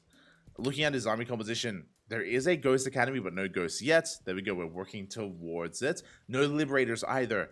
As Cure commits to Biotank, Shin is going to be looking stronger and stronger. As Shin is about to max. We see Cure going for a split push. Shin expanding towards the north. Shin has an army in position. Had an army in position. Okay, we're good. As we do pull back. The Vipers are coming in. We're going for the Metamax. Give us the yoinks. Metamax, they try to boost away. Yeah, we do split up. Cure, he knows that he will be losing them. One goes down, and we will get the other two as well. Oof, all three medevacs. Big losses there by Cure. At the same time, does he care though? Because he pushes right through the center. Hatcher getting very low. The melees, they connect. Big connections on the Marines. A good fight for Shin. Tanks, they will be within range of the goal base, but now Shin, he can focus on this army. He can focus on this push as he dealt with the drops. He gets a full surround. He will clean Cure up. A much more dominant couple of fights here for Shin. The drops go down. The push gets shut down as well. And Cure is in a lot of trouble. As we did mention, Cure, he was so committed earlier to breaking Shin, and he just barely didn't. And now Shin, it's his turn to snowball out of control. He has the Vipers, he has Lurkers. He has the one Lurker. As he gets into the mineral line, we do yoink in a tank.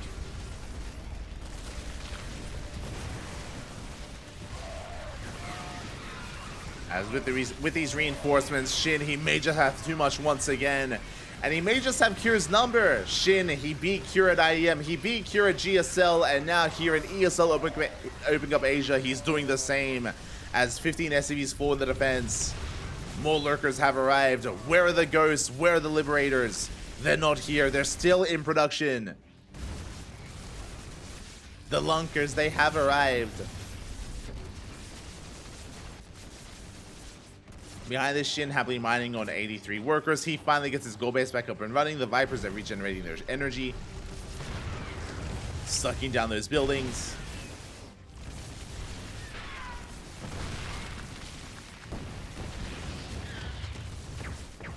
Snipes going off. We do catch a couple of these Lurkers. The Ghosts have finally arrived. But Shin is maxed out. And basically, we're waiting for the Vipers. And they're coming. We're waiting for the Vipers here to meet up with the main army.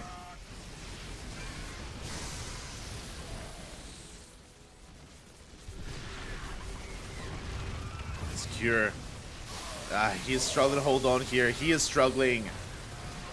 Big blinding cloud here on the tanks. We collapse here on the final tanks of Cure. We head in towards the natural. GG gets called. Shin, he just has far too much. He snowballs out of control and will take the series 2-1, taking down Shin.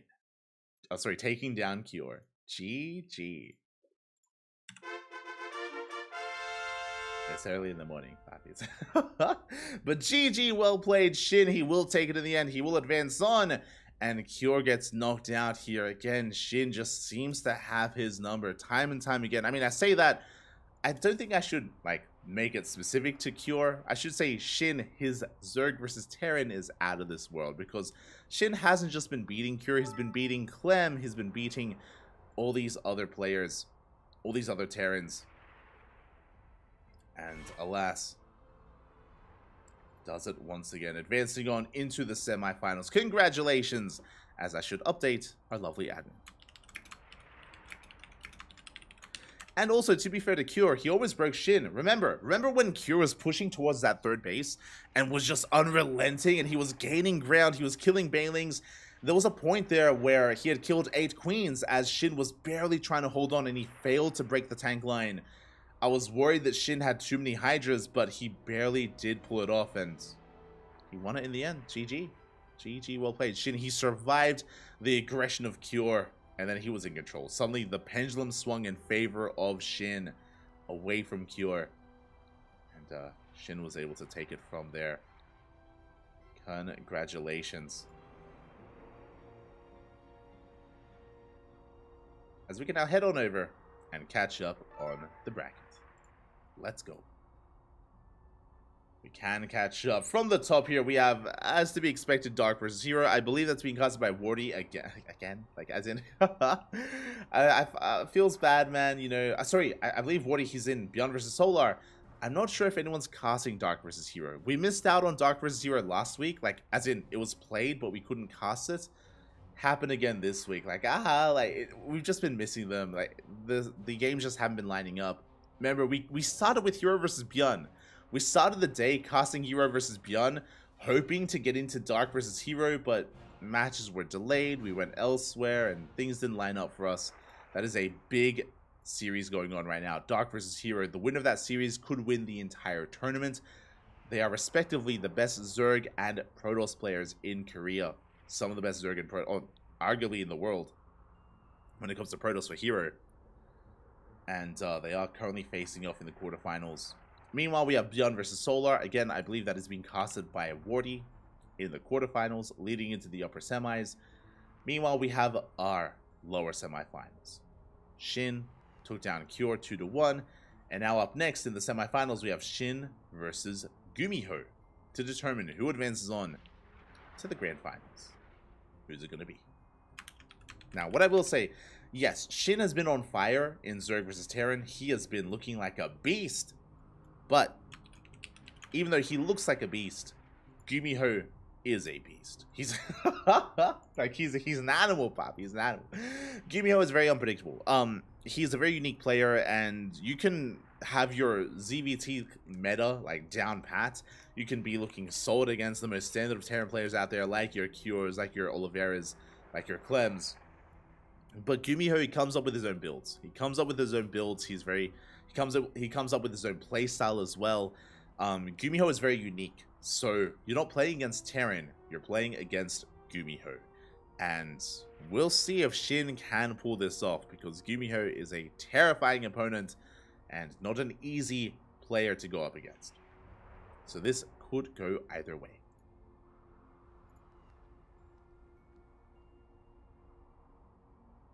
Could go either way here.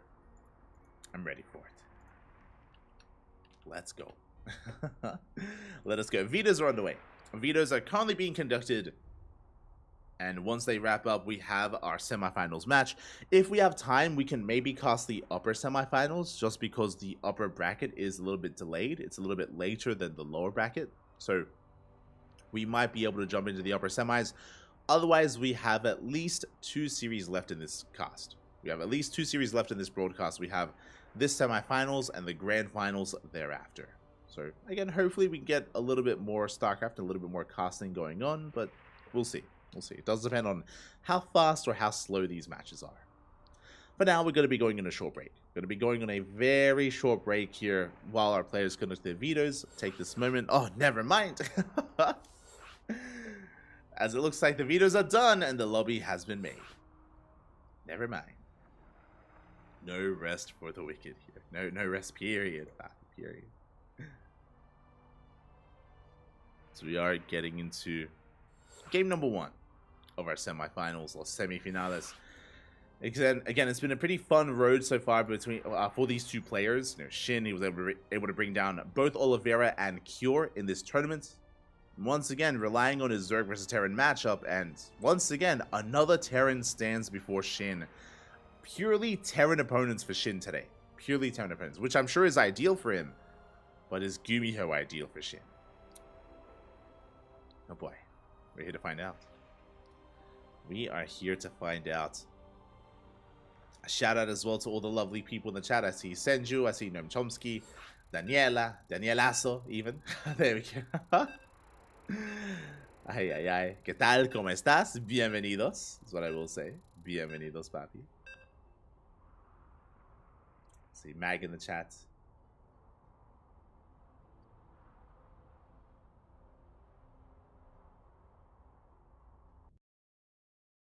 Man won them. Man on the moon. Oh, I was sorry. I was trying to piece it. Man on the moon. Welcome. The Andario. Rowdy. Hope you're all enjoying the start of the week here, as we are enjoying this lovely Monday morning or afternoon or evening, depending on where you are in the world. But here we go. We're jumping into game number 1 and spawning in the bottom right-hand corner of Oceanborn. We have the South Korean Terran player, the Red Terran representing Cloud9. It is Gumiho.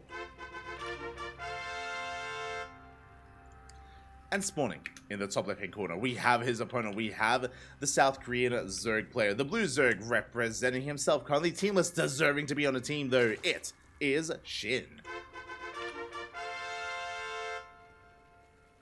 Let's go. That Open Cup is stacked. It's always stacked, pup. It's always stacked. But true. That's what I love about ESL Open Cup Asia, is that there's no nonsense, right? It's like ESL Open Cup Asia, is very lean. Like, it doesn't have as many signups as Americas or Europe. That is true. But, like, for some context here, round 1 of ESL Open Cup Asia was, for example, Gumiho versus DRG. Right? Like, round 1 was, maybe a better example, Bunny versus Hero. That was round 1. Bunny versus Hero is round 1 of a tournament? Like, that's crazy. Nightmare versus Solar. Nightmare versus Solar. That was round 1 as well. Creator versus Classic. Like, you have players like Oliveira, Classic, Bunny, and Nightmare all being knocked out, like, in the early rounds. I mean, that's a tournament. That's crazy. That's wild. I have a lot of love for EU and Americas, but in EU and Americas you have a lot more amateur players sign up. There's pros and cons to that, right? On the one hand, it's really cool to see the community come together and want to be a part of these events because it's at a better time slot for them and a better time zone. It is a shame that we don't get many like Diamond or Masters players or Platinum players sign up for ESL Asia. Like, ESL Asia is like very serious and it's just like the best of the best. Americas and Europe, you get a lot more like, you know, players from around the world just taking part just to have fun, just to get involved and just to enjoy StarCraft instead. It feels like ESL Asia is a little bit more serious, and EU and Americas, you know, we can get some plat on plat action in the first couple of rounds, which is not a bad thing. Just a very different vibe is maybe the better way of putting it. Very different vibes, especially in the earlier rounds.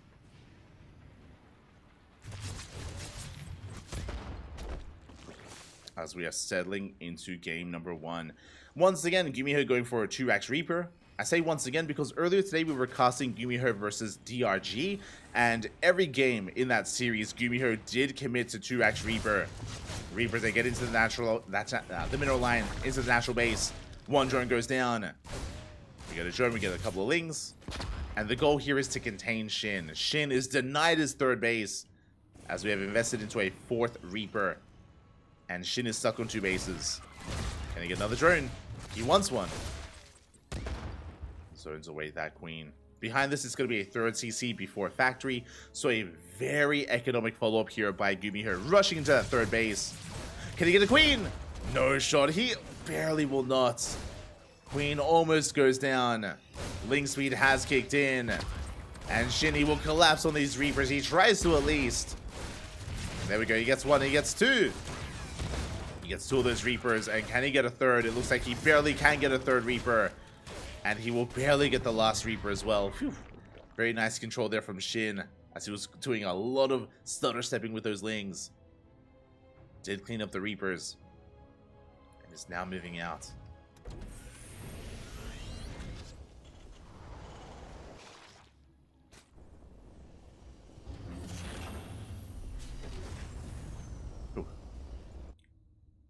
Now moves out, does check the wall. I believe Shin, did he see the add-on stop? He didn't. He did not see the add-on stop, but he saw the researching tech lab, so he knows it's going to be bio. Getting into Hellion production thereafter. Gumiho his 3rd base, already in orbital. Soon to be landed on location. As Gumiho is settling into his 3cc 211. Meanwhile, Shin is recovering. Remember, Shin, he lost 2 drones. His 3rd base is heavily delayed here from our Zerg player. And Shin has to play catch-up, essentially. Is stuck playing catch-up.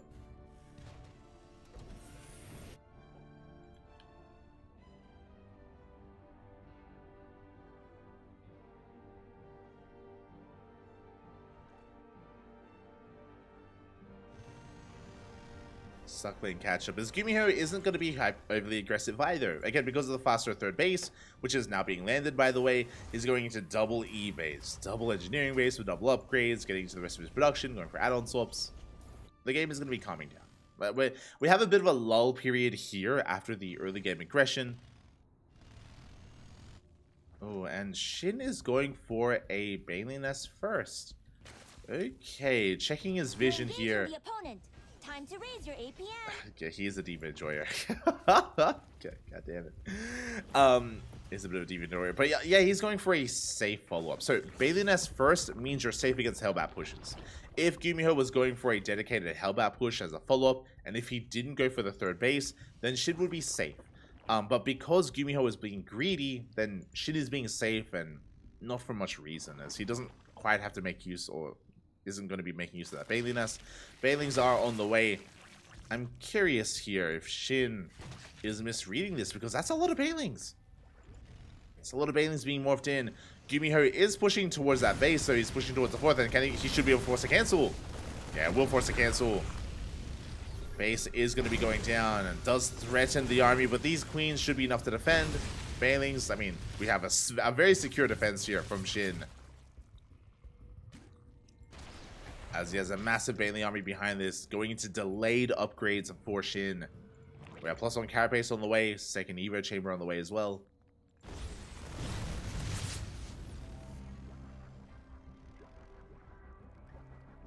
And Gumiho is in a very nice position, as he has the better economy. Ling goes down. Reinforcements on the way. We do have Stim, but we're waiting a little bit longer here to really kick into our upgrades. Gumiho, he may just push here and now that he has his Metamax. Just hunting down Overlords. Just hunting down those Overlords at the same time. Shin getting ready for a run by. Lings are amassing outside the third base. And we are going in. Gumiho does have some army back at home, but not much. And workers are going to be going down. Yeah, big run by. 1 SCV falls. Can we get more? Yeah, we collapse on the Marines. Shinny sees an opportunity. He goes for it. Gets 3 SCVs in total. Behind this, a Doom drop into the main base. A bold move here by Gumiho. That's why he had nothing at home to defend. And will it pay off? As he does get into the main. Tank does siege. Takes down the gas guys. Are going for the tech. Ooh, Hydrogen is very exposed. Tank is going to be going down. The Bailings, they come in. They tried it. And we will save that Hydrogen. God knows, a risky move here by Gumiho wasn't really worth it in the end. He got a gas geyser, that's it. Bailings, they come in. 9 SCVs go down. Good damage here by Shin. Again, he is bouncing back. He now has a worker lead, despite having a rough start. He's still in this. Oh no! Oh, I spoke too soon. That was a kill, not a cancel on the hatchery. Oh, that is 300 minerals down the drain. Shin still trying to recover. he's on the way though. He's on the way. We're getting there. We are getting there.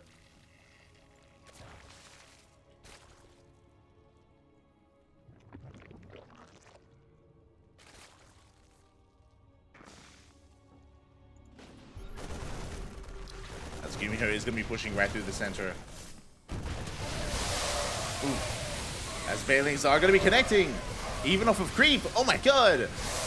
Gumiho getting caught a little bit off guard. Will lose his tanks. Still has a decent bio army as a follow-up. Well, those are some pretty decent Bailing connections. Again, 37 Marines going down. A good engage by Shin. But we do have reinforcements rocking up. Gumiho pressing his advantage here, trying to break his opponent. Tanks are sieging. Shin going for a massive counterattack, catching reinforcements. Yeah, Marines are going to be going down. Ling's trying to knock down that front door as well. They go into the middle line. The Queens are holding back at home. Plenty of Bailings as well. 18 SCVs go down, an insane amount of economic damage. And we can collapse on these Marines. We don't. As Shin bleeds out some of those Lings, racing back home. Now he can focus on his defense. So far, Shin not taking any major damage. Does lose a Queen. Does end up losing a Queen. Gumiho moving out with his second army. Reinforcing, and yeah, Shin is going to give up on this base. Doesn't like what he sees. Hatchery is going to go down, but Shin, he does have another base that he can main out over to. As Lings, they catch more Marines. Not the best trade. Lings are cleaned up. Lings are cleaned up, and Gumiho, he kills the hatchery, does back off. And with that kill, Gumiho, he's in a decent position army-wise. He's all in. Gumiho is all in at this point. He's down to 42 workers. He lost all of his SCVs earlier. He has not replaced them. He has no economy. He has no bank. It's all or nothing for Gumiho. Shin just has to survive. Easier said than done. As Gumiho has a massive bio army. Look at so many Marines. Look at all those Marines. 93. Just a massive army. Behind this, yeah, he was 8-raxing. Shin, we just have to survive. Decent connections with some of those Banelings where we're pushing off of creep. And there are just far too many Marines left over. Gumiho stimming on forward. Diving on the army. Without Banelings, how do we survive? How do we defend? How can we? As Gumiho is making 14 Marines at a time. SV's main nutting over towards the third. Banelings once again trying to connect. Ooh, they don't make it. The Banelings, they do not connect here with the Marines. We stim on forward. We go toe-to-toe with the Hydras. More Banelings on the way. Hydra's going down. One Baneling barely connects, but you can see that Shin, he is broken. He is being broken here. Gumiho has too much. Takes down the Queens, takes down the Hydras. GG gets called. And the all-in works. Gumiho barely takes game number 1. Whew. GG. GG, well played. Again, Gumiho was going for an 8-rax. He was going for an 8-rax that was originally a 3-base all-in, turned into a 2-base all-in. And we saw just how large the army size was for Gumiho. And Shin just barely couldn't keep up. Just barely couldn't catch those reinforcements. Couldn't bleed out the army. Did cripple the economy, but Gumiho didn't care about the economy. Not at all. Could have lost all of his SCVs at that point, and it didn't even matter.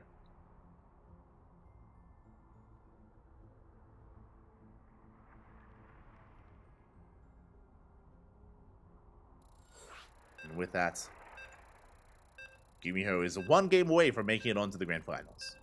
Uno más, papi, uno más. Let's go.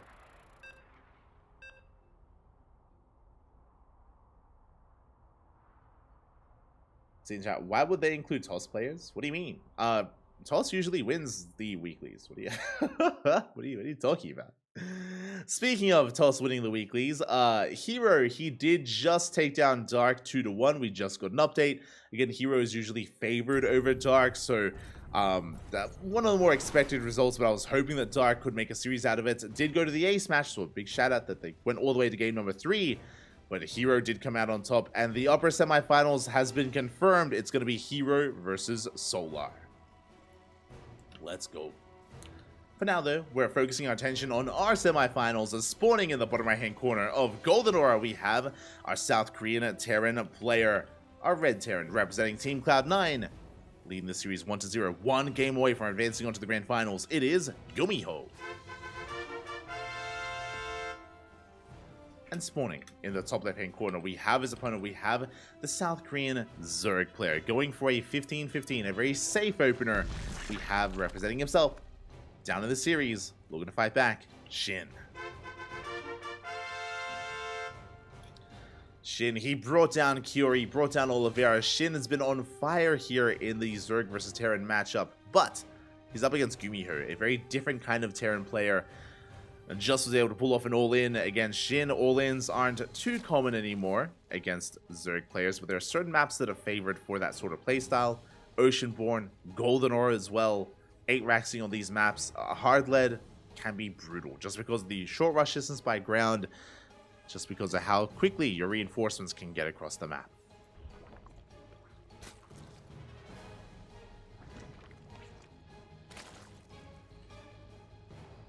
As Shin is going to be opening up, again, very safely. I did mention before it was a 15 hatch opener into a 15 spawning pool. This will lead into faster lings and queens. It does lead into delayed gases. So a little bit less economic, but safer overall as a playstyle. So go, we have our first 2 queens on the way. We're going to be skipping out on lings, just droning it up and defending with purely queen, ideally for the time being. And Gumiho is going for a standard Rax expand.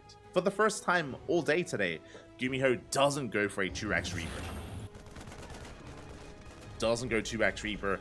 Lifts up his racks, going for the kill on the Overlord.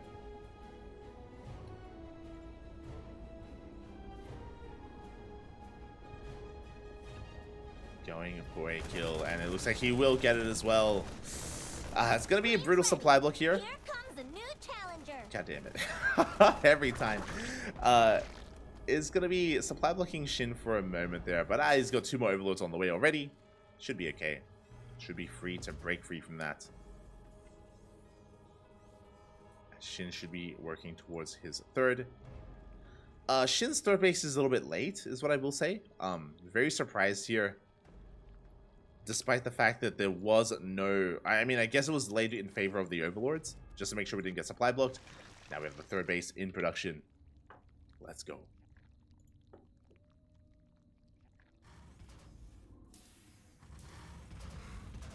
Is on the way.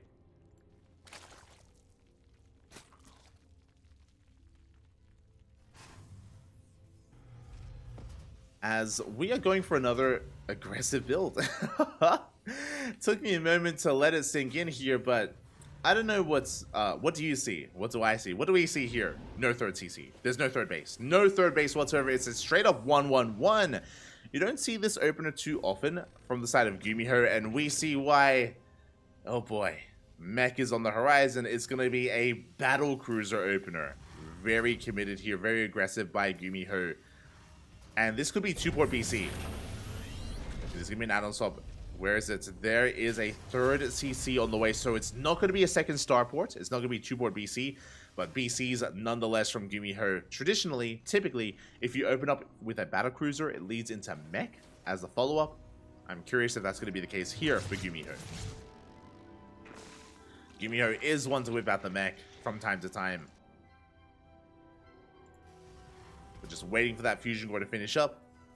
It is done. Waiting for those resources. There it is. The first battle cruiser is on the way. In production. 2nd racks. It is not going to be mech. It is going to be a bio follow-up from Gumiho, thankfully. Not going to be mech, so it's going to be BC into bio, which is very unorthodox. Much more unique. Going to be difficult to read here for Shin as we have a 2nd, a 3rd racks on the way. Factory only being used here for add-on swaps to make those add-ons. Shin back at home is happily droning, going for a faster Bailey Nest, so a very safe opener here by Shin. Once again, this time Our forces are under attack. a safe opener is warranted, but not quite the safe opener he was looking for. As there are no Hellions on the ground, no aggressive force on the ground at all, it is BC into Yamato. Very committed battlecruiser opener. Let's go.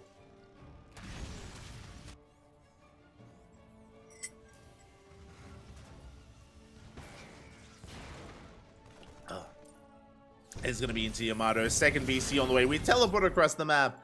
Oh boy, into the main base. And how much damage can we get done? How many queens do we have? 10 queens. Overlord is going to be going down. We do have some time to rotate over with our queens. Shin, he has time to react here. This BC shouldn't get much done, but he's supply blocked. It is going to be supply blocked. He's got plenty of anti-air. BC wanders into the main. Queens are in position. Drones are being targeted. We're going to get 2 drones so far. Oh, did I say 2? I meant to say 5. We get 5 workers in the main, but we will hold on. And behind this, going for a Spire, working towards mutas or corruptors. Mutas can deal with low amounts of BCs, and I would not be opposed to them considering it is bio, not mech.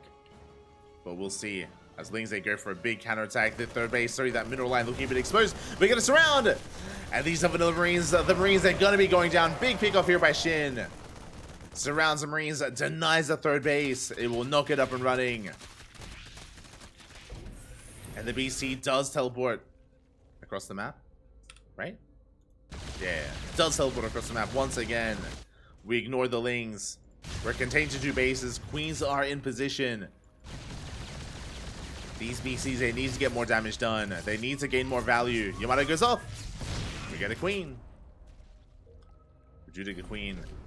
As Gumiho is stuck on 2 bases, waiting for stim, waiting for +1.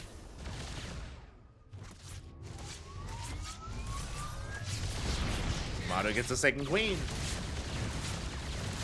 We do get a second queen, but it looks like Shin, can he get a kill on this VC, on the battle cruiser? It's so close, but the VC will escape. As we go back into the natural as well. Oof. Yeah, back into the natural base. Gumiho back towards the third. Just dragging Shin left and right, pulling him apart. Over and over again. We got 6 worker kills. And these BCs, they can always teleport back home. They do have them available. They can teleport back home, they can repair. This time the Marines, they have stim. Lings, they cannot engage. The Bio Army looking a little bit too strong here.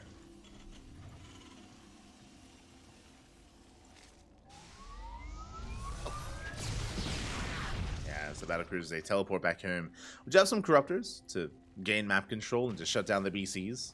Not Mutas. Gonna be Corruptor.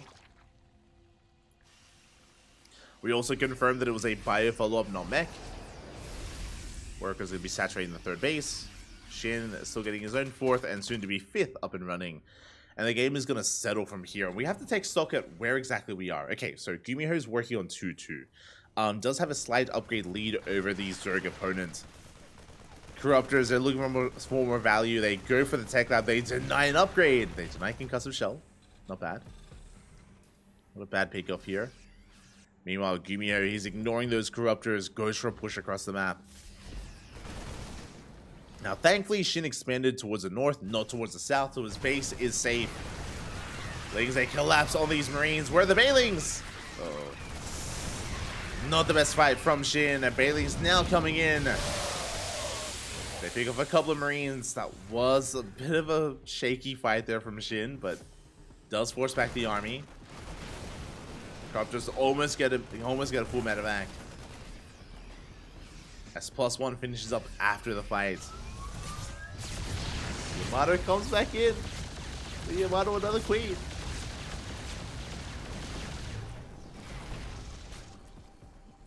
Yamato another queen. Teleport back home.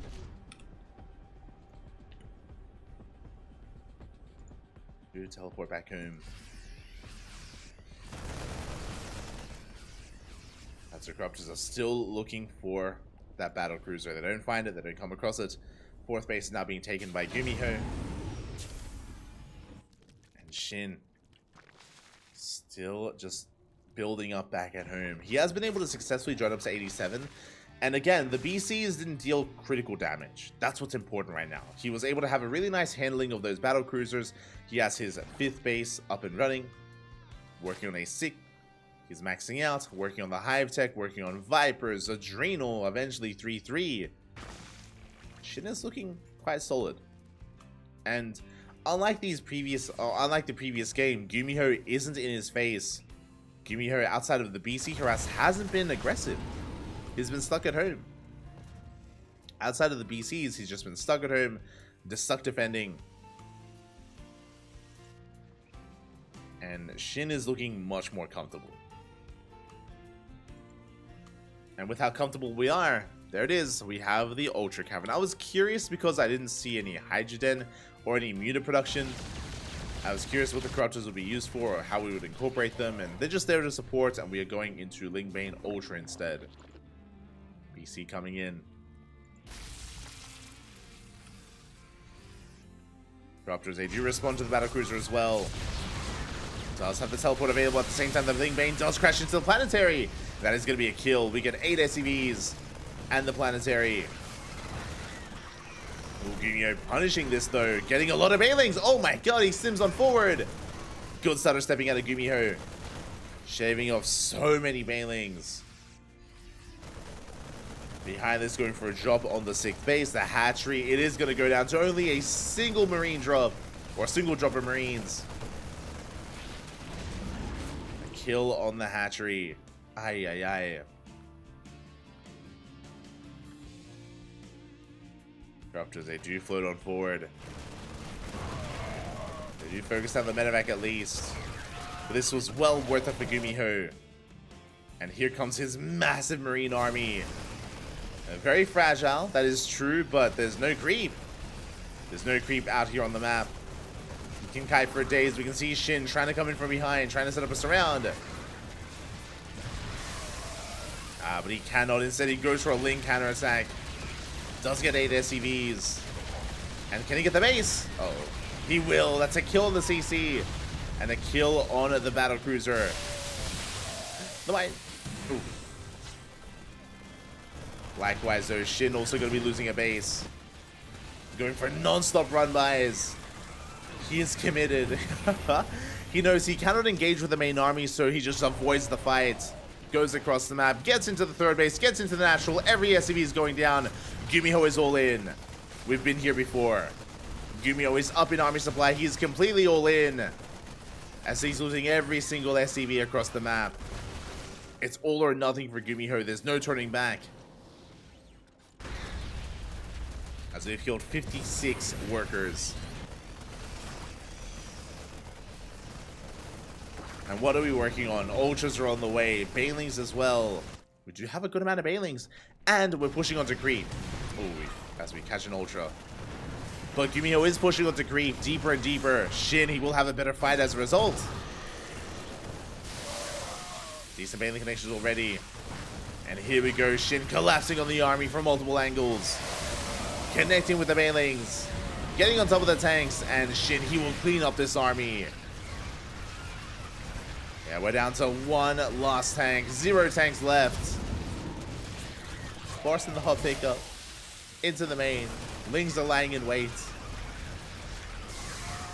Oh my god, and massive connections as Gumiho was not looking.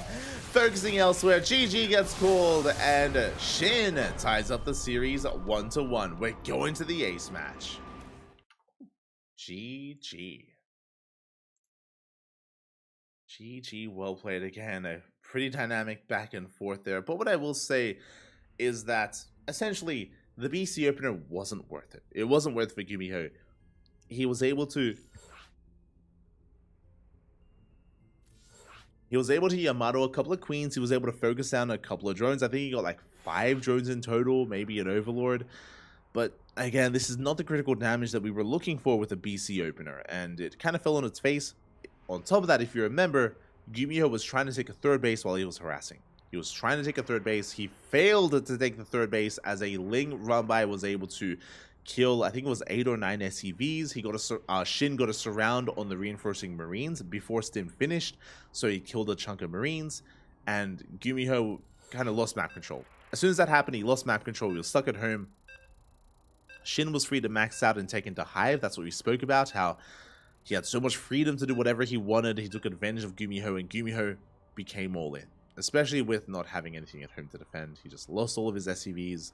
It was all or nothing for Gumiho, but he just barely ran out of steam as he was on a timer. And that means we have an ace match. We have a game 3. Let's go. Let's go.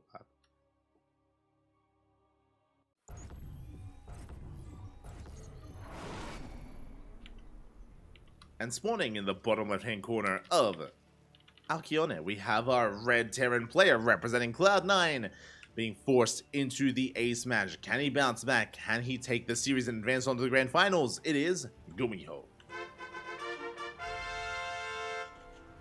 And spawning in the top right-hand corner, we have his opponent. We have the South Korean Zerg player, the blue Zerg, tying up the series 1-1, forcing the ace match. Looking to show us all that once again his ZVT is like no other. It is Shin.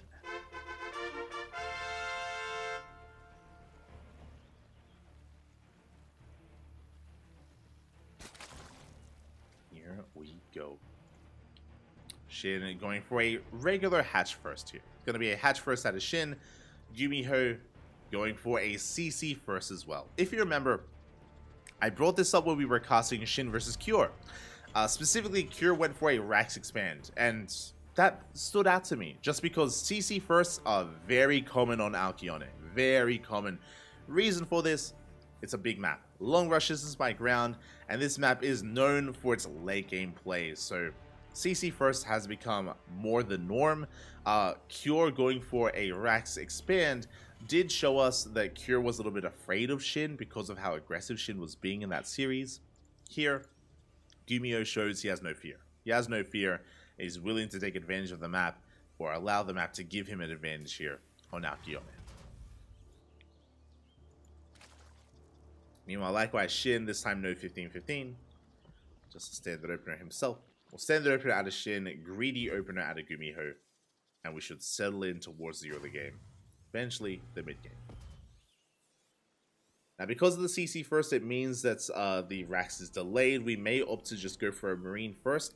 A Reaper still has some value, but we can't apply as much pressure as we would like. And Shin should be able to expand and take his third base on location on time. Yeah, it is Marine first. Marine first, no Reaper. SCV denies the triangular third, but Shin can expand elsewhere, taking the linear third base, if he so chose to. But now it looks like he's waiting with his Lings. Oh, he's anticipating a Reaper, but there is none. And Shin will be able to expand where he does like to. And it was a little bit of a delayed expansion, but we expand nonetheless. Behind this, it is going to be a CC first into a Rax into Factory into a third CC before Starport, so economic follow-up as well. We have seen players like Bjorn go CC first into like a 3 Rax or 4 Rax. Like, we've seen that plenty of times. Gumiho is not going for like a hidden all-in. He's just going for a third base. Just embracing the later stages of Alkyone. And we'll see if Shin does the same.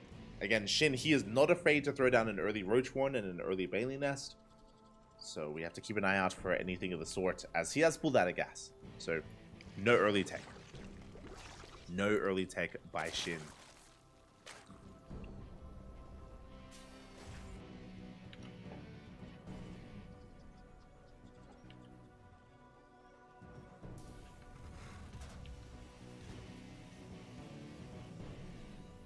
No early tech.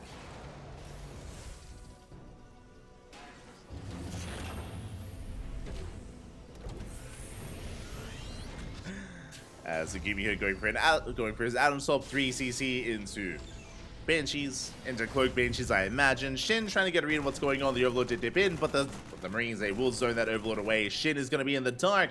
He actually hasn't seen much of anything. I mean, he saw the lack of Reaper. He should have guessed it was CC first. He sees the Hellion, so he knows it's a 1-1-1 variation. So Shin, he's got a couple of pieces of information here and there. Ling tries to go for the scout, is denied by the Hellion. Shin. Spawn more overlords. Was that like layered diva announcements? What just happened? Oh my god. But yeah, Shin, he is going to try once again for the Ling scout. The Hellions are going to be denying the Ling for a second time. Oh god, and I thought we were going to see this on Golden Aura. I thought we were going to see this in the BC game. BC into mech would have made more sense. This is a straight up CC first into third CC into mech for Gumiho in game number 3. Again, Gumiho is one of those players, I mean, I say one of the players out there that is willing to embrace mech. This is becoming more popular. We've seen Maru play mech, Clem, he's always mixed in mech. Bjorn recently played mech as well. In those qualifiers, in the qualifiers and in our recent matches that we have been casting. And of course, Gumiho was more of a trendsetter, less so a follower of the meta. And now he's here with double armory, with triple factory cyclone production. Let's go. We're making 5 cyclones at a time. We have hurricane thrusters on the way. Gumiho embracing the new battle mech. Again, a lot of players have been willing to mix this into their series. Gumiho more than willing as well.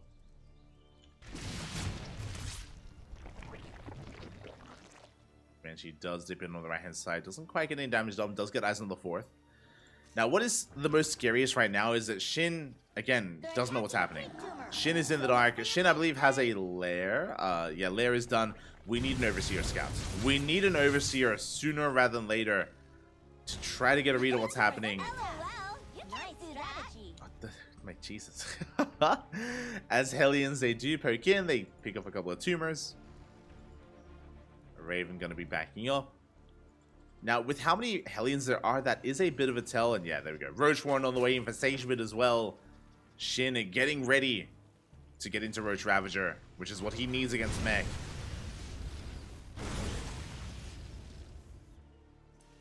Cyclones are amassing back at home. Three more factories on the way. Blue Flame. Let's go. As Gumiho pushes forward. Cleans up a lot of these tumors. Does shred in that goal base. And he should be able to force a cancel. Hellbats are morphed in.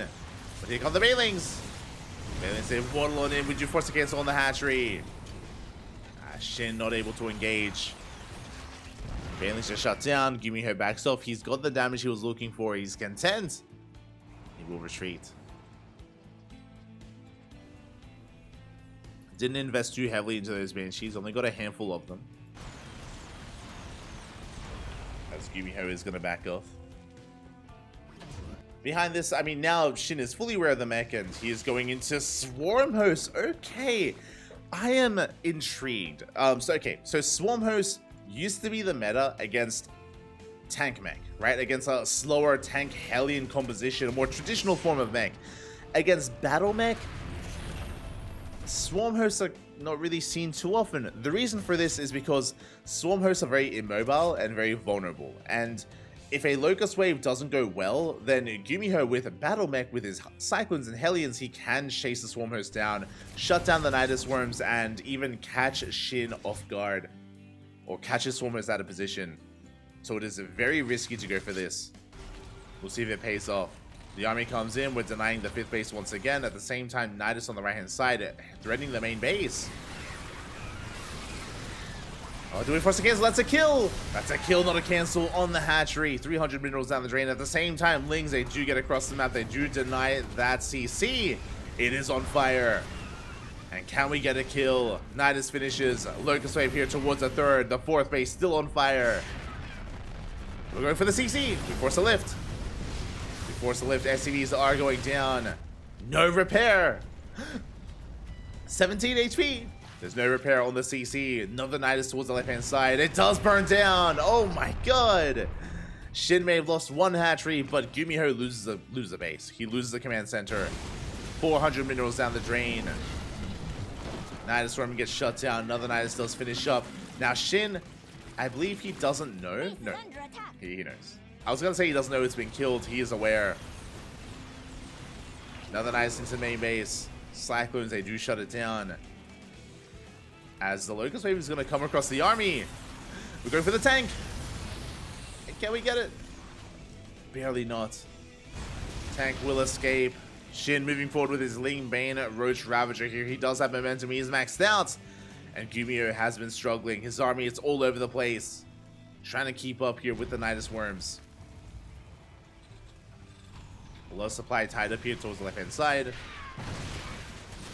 And we push right through the center. We get a tank. Not too sure if we have much to deal with the main army. Ooh, Banelings are going down. No big connections. Yeah, Shin does overextend. Locust Wave going to be going off, engaging with the Cyclones. But that was a good fight for Gumiho, and he's snowballing out of control. This is what I was worried about. Cyclones, they can clean up the Locust Waves. They can counterattack so quickly. And Shin needs time to reset that Locust Wave and reset those Swarm Hosts. Base is going to be going down. We deny the gold. Planetary is done. Another Nidus on the way. Is being cleaned up. Decent Baneling connections on the front lines here, but Gumiho is pushing forward. More Banelings on the way. They're rolling in. And they're barely not connecting. As Gumiho, he does hold. Pulling back, re-establishing his base, double expanding as well. Gumiho's economy looking strong. He's on 82 workers. He's on 5 bases, soon to be 6 and 7.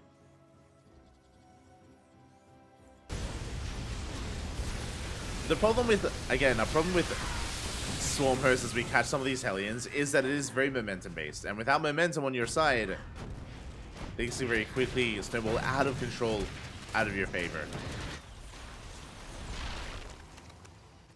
Tank goes down for free. Heli run by towards the top right, top left even. Do we have enough for the planetary? Do we have enough Locusts here to shut down the planetary? That's the question.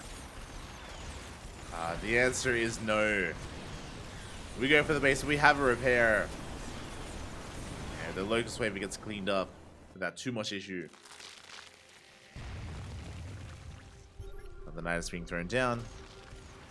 Yumio engaging with the army. Does spot the Nidus. Sending his reinforcements here towards the south. Going pure Hellion Cyclone. Locust Wave isn't ready. One Swarm Host goes down. Yeah, we try to collapse on this. We try to punish this, but it's not going to happen. A good dodge there on the Biles. Locust Wave comes in. We get one, we get two, we get three. No, not even. We get two Cyclones for a Locust Wave. Not worth it. We catch out some of these Ravagers as well. Decent Bailey connections, but expensive losses for Shin. As we bleed out the Ravagers, we go for the base, forcing a cancel. And Shin, he is in a lot of trouble. He's trying to hold. Swarm Host, they're still not ready. They still do not have a Locust Wave. And Viper's coming in. Blinding Clouds on the Cyclones, but the Lock-ons, they don't care about your Blinding Clouds. And it looks like Gumiho may have just done it. The Mass Cyclone is too much. And again, these Swarm Hosts, they're ideal against a slower form of mech, but not against this. We saw even in this game, Gumiho just collapse on those Swarm Hosts, deal with the Locust Waves, and snowball out of control with these Cyclones. Like, he's just gotten so much value, so much momentum. We can see Shin trying to get into Hydras, but they melt against the Cyclones.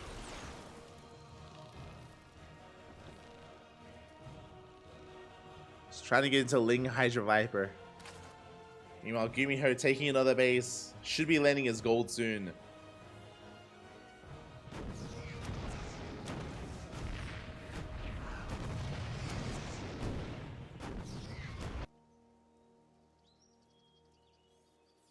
Yeah, Gumiho going to be backing off from the right-hand side, rotating over towards the left. Catching these Lings. And going for the bases. Shin, does he respond? Does he react? Or does he counterattack? As we're getting into BC, Yamato about to finish. +1 ship weapons on the way. And this is the end game. This is the ideal mass BC for Gumiho.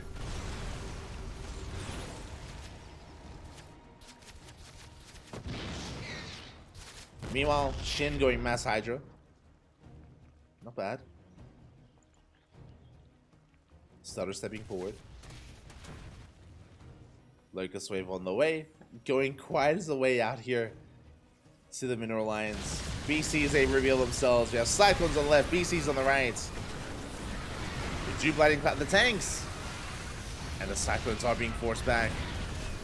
But as these armies engage, we lose the Mineral Line. The BCs are getting out of control. They get 18 drone kills. Shin cannot keep up. It is becoming too much. Big Yamato's here on the Queens.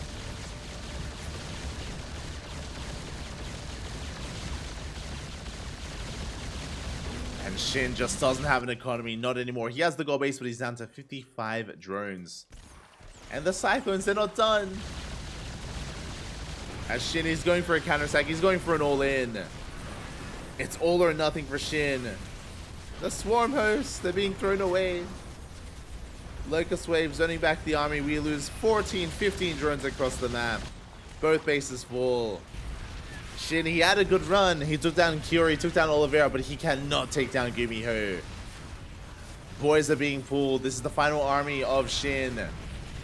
Stutter stepping forward. Good target firing here on the Cyclones. They kill 32 SCVs. But what is our answer to the BC? What is the answer to the mass battle cruiser? Because that's a lot of battle cruisers. That's an 8. Oh my god.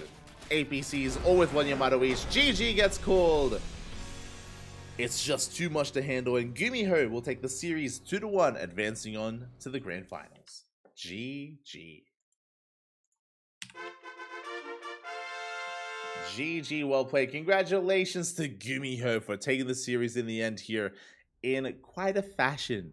Just making sure, you know, he does spice it up here in the semis, in the ace match, goes for mech of all things. And again, traded so damn well against Shin. I do think that it was a little bit cavalier of Shin to go into Swarm Host. I'm not too fond of Swarm Host against Battle Mech, as we saw time and time again. Shin was having a really hard time gaining value and getting away with his Locust Waves because Gumiho was being so active with those Cyclones. Was catching out Swarm Host, catching out Locust Waves, and counterattacking so well. Shin was initially doing okay with his Lingbane Roach Ravager Harass alongside the Locust Waves, with like the first 2-3 Locust Waves. But after that, Gumiho stabilized. GG, well played. With that, we have our first finalists. Gumiho has made it to the grand finals, and who will he face in those finals? That is the question.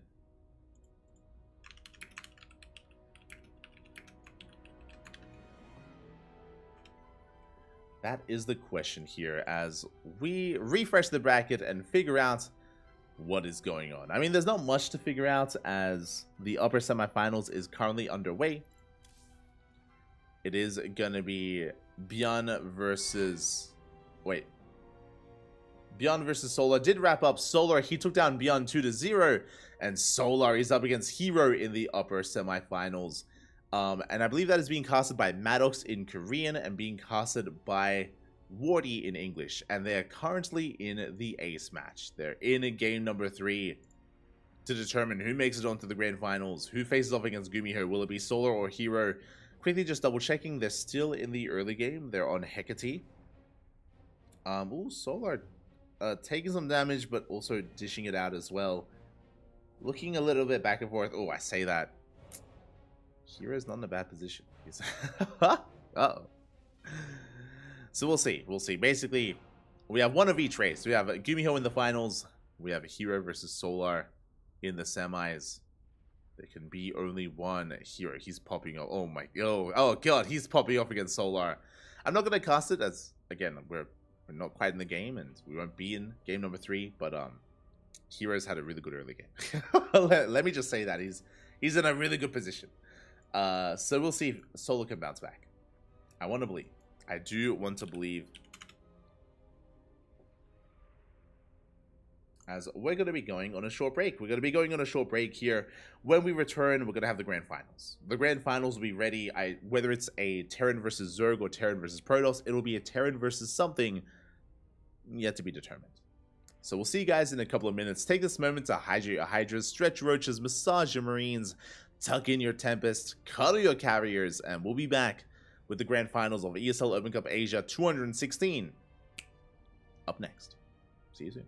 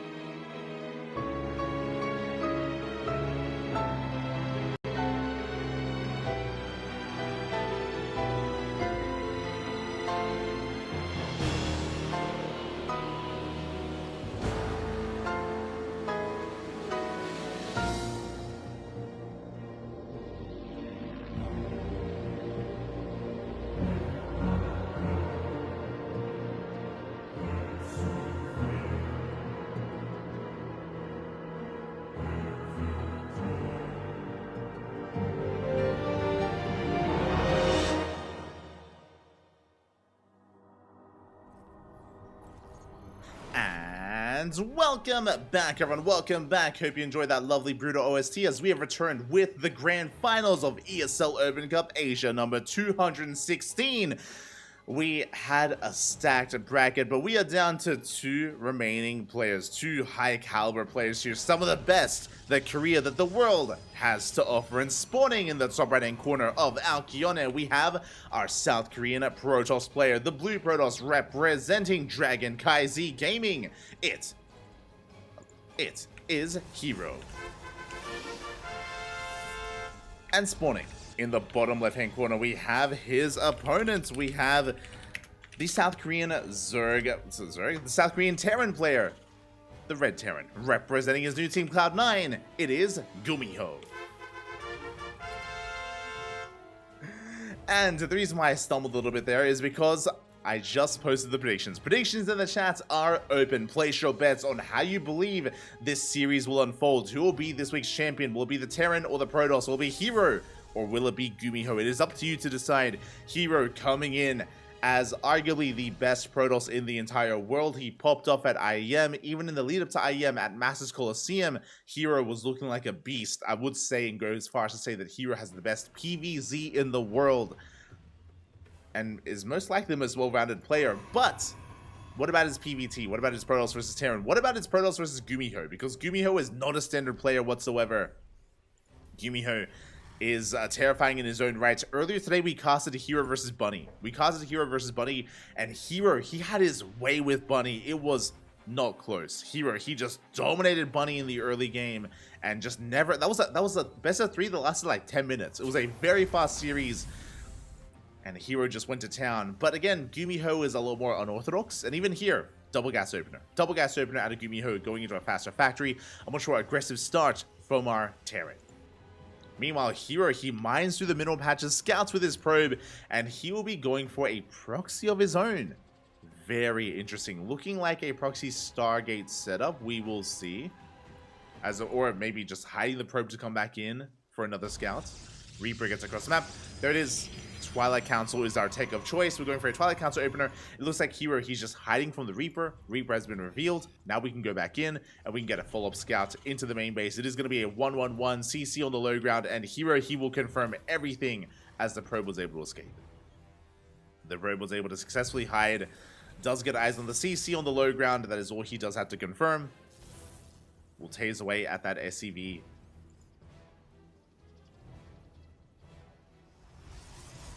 Behind this, the question becomes how many gateways, right? Hero, he's going for a Twilight Council opener. It's a very robust, very flexible kind of build from Hero. We can go into 2-gate blink into a 3rd. We can go 3-gate blink or even 4-gate blink as well.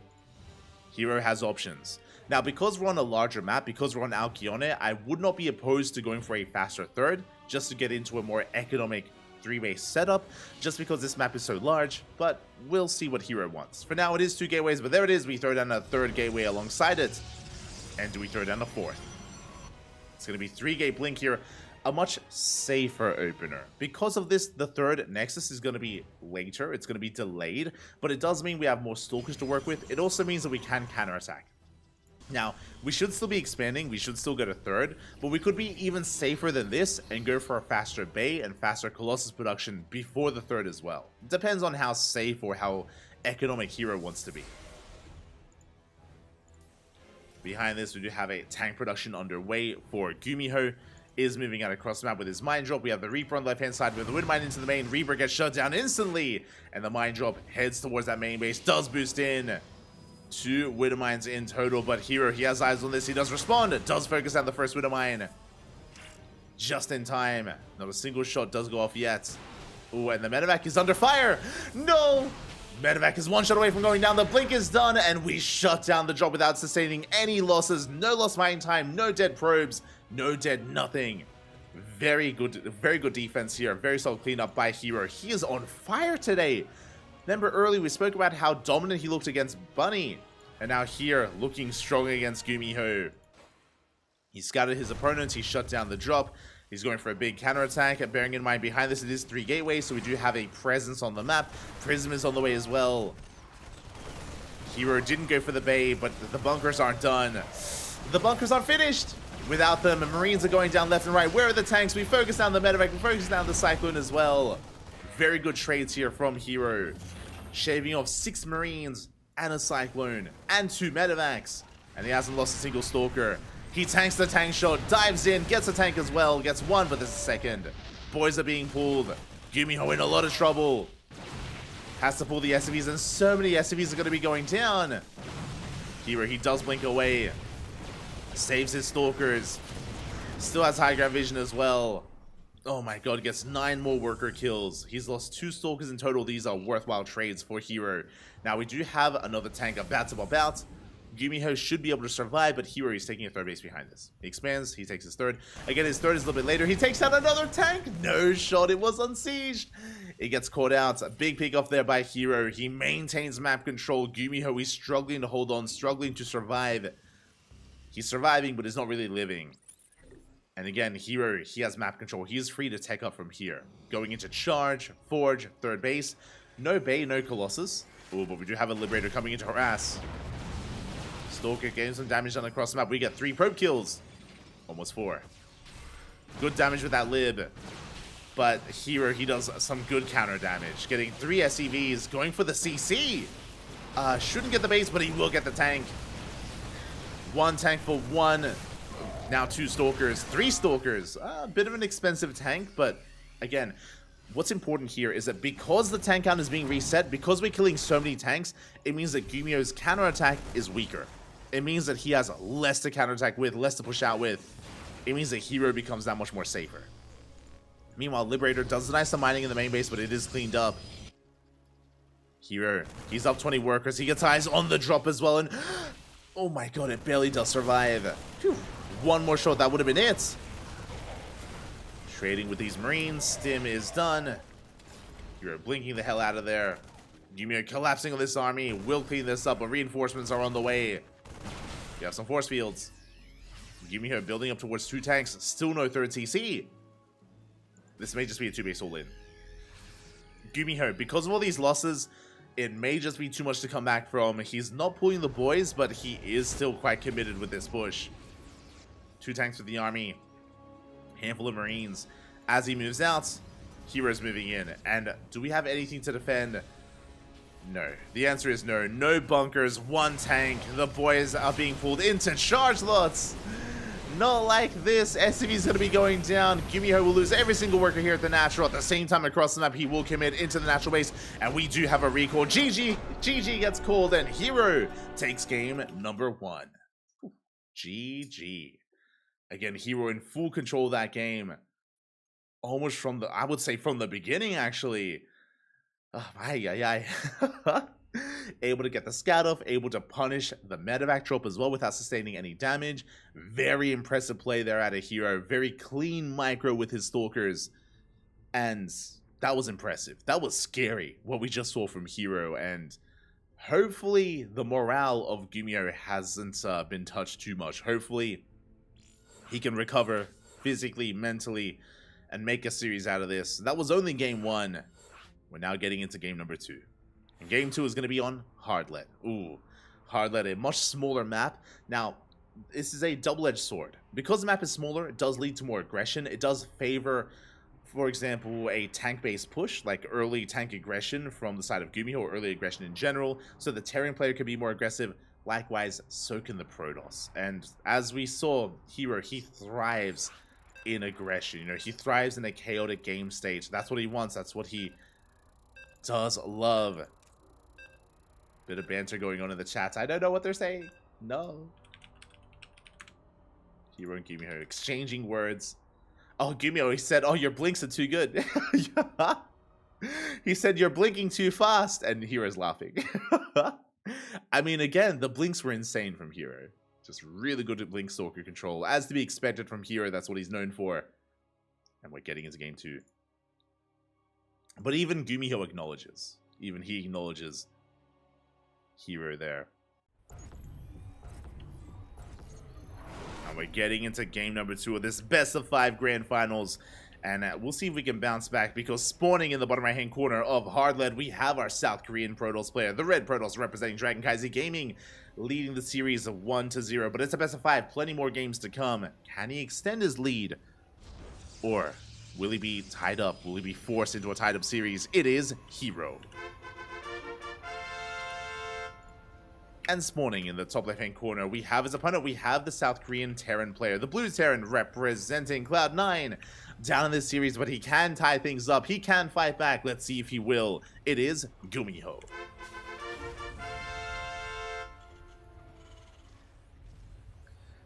In game 1, it was a double gas opener. It was a double gas opener into a faster factory, into that mine drop, which was unsuccessful, unfortunately. Once again, 2 gases have been taken here by Gumiho. He's going for a faster factory in the main base, is going for a delayed CC.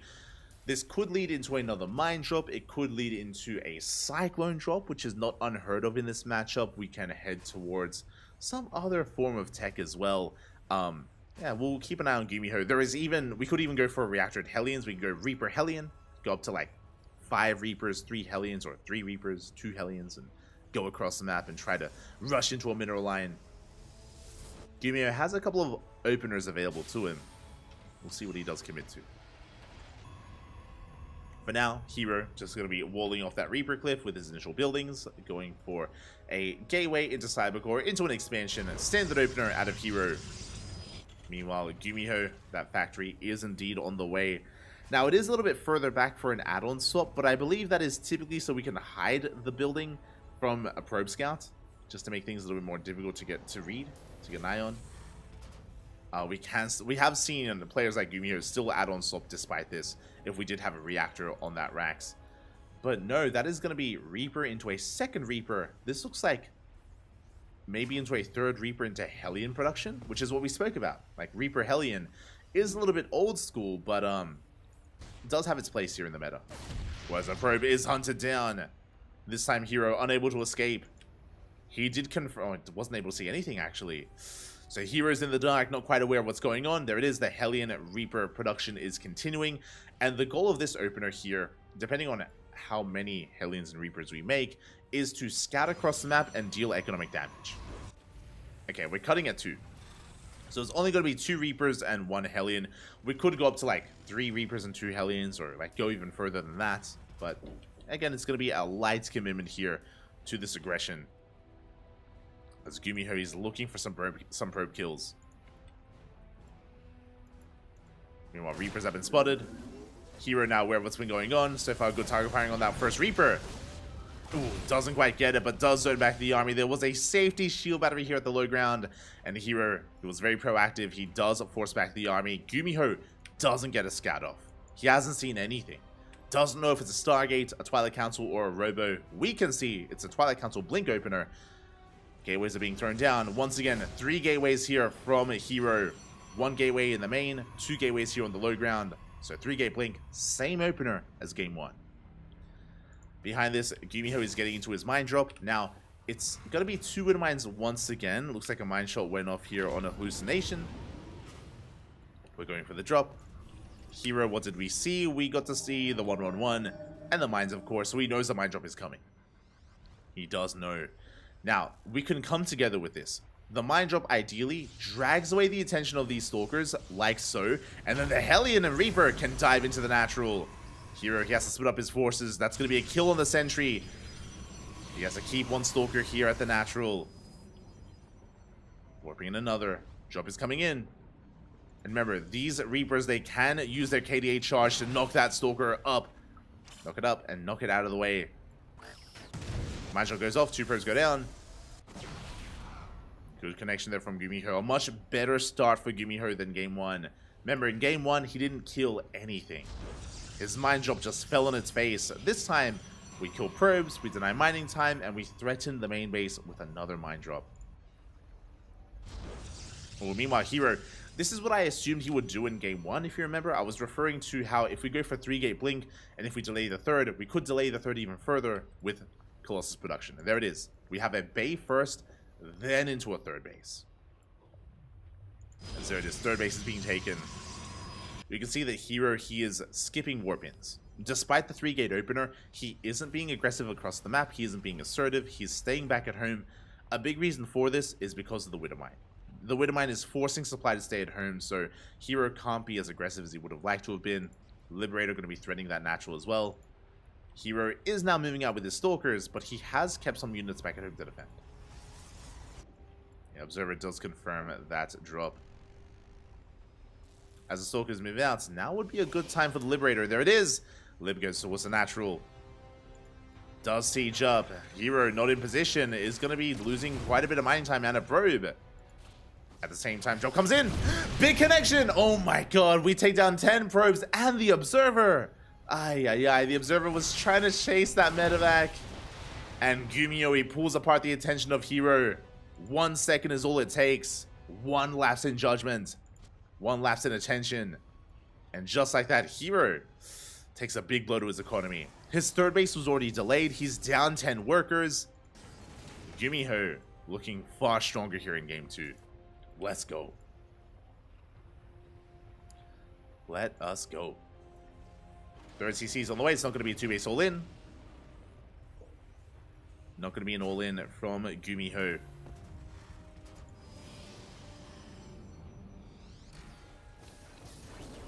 As he is amassing his army. Moving out with his tanks. Moving out with his marines. Or soon to move out. He may only move out just to establish his third. As the tanks are rolling on forward here. Take down the Stalker. Hero is now aware of the push. He does have some Colossi out already. He has 2 Colossus to defend, which is a pretty hefty amount, to be honest. That's a pretty solid Colossus count. Sentries for force fields. I believe he has the tools to defend, but what about the execution? As Gumiho is pushing. Can Hero slow this down? Does force a siege. Third tank has arrived. A very committed push here by Gumiho. Yeah, tanks are sieging. Hero has to respect it. He has to back off, and Gumiho is edging ever closer towards the third base. And 3 tanks are set up. The force fields. Sentry, they lead the charge. The tanks are exposed. Oh my god, as Gumiho, he abandons the tanks. He goes for a doom drop into the main. That was not worth it. Every tank goes down. Gumiho going for a very risky maneuver. That was just poorly timed. Does catch a Colossus though. Yeah, he will get a free Colossus. So he does get something for his troubles. But 1 Colossus was not worth 3 tanks. Ay, ay, ay. Widowmines are going to be going down before they can get their shots off. Reinforcements have arrived. We dive on top of the army. We dive on top of the medevacs. Gumiho losing a lot of momentum here. Losing 3 tanks. We dive on the army. Yeah, GG gets called. That was just too much of a blunder, and Hero snowballs out of control. Hero takes game number 2. GG. That was so unfortunate. Honestly, that push was looking good. That push was looking terrifying from Gumiho, which is why I'm sure he thought, there's no shot that Hero dives on me, right? There's no shot that Hero pushes into these tanks. So Gumiho went for a risky move. He loaded up all of his bio. All of his bio. Went for a drop into the main, and his tanks were left alone. His tanks, they died instantly. We recalled into the main base, and Gumiho lost his entire army. Lost his entire army because he pulled himself apart. Gumiho, he split up his own army into 2 halves. And again, 2 halves are easier to deal with one at a time when it comes to the entirety as a whole. And yeah, Gumiho and Hero, they're talking about it. No. Not like this. Hero says he got lucky. I think Gumiho's like, how did you know? How did you know? And Hero's saying, oh, I just got lucky, papi. I just got lucky.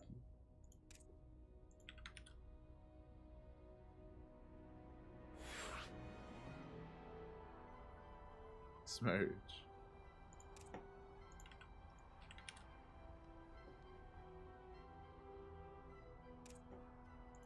But I love that they're both very talkative.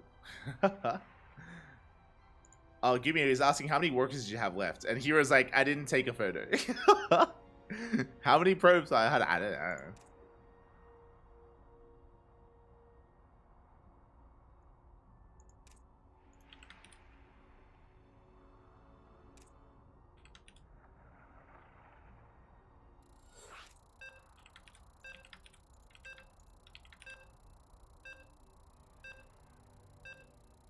with that, we're now getting ready for game number 3.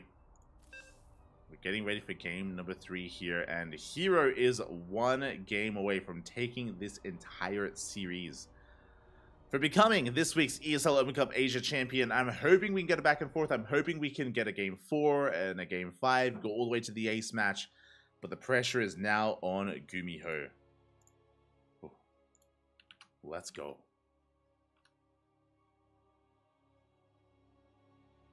Pressure is now on. And there it is, spawning in the top right-hand corner of Hecate. We have our South Korean Protoss player, the Blue Protoss representing Dragon KZ Gaming. 1 game away from becoming this week's ESL Open Cup Asia champion. It is Hero. And spawning in the bottom left-hand corner, we have his opponent. We have the South Korean Terran player. He didn't have a bad start. He had a pretty good start to that last game. He killed 10 workers. He was up in economy. He had momentum. But it slipped through his fingers. Game 2 has slipped through his fingers. Can we bounce back here? Can we keep things going? I want to believe. We have representing Cloud9, Gumiho.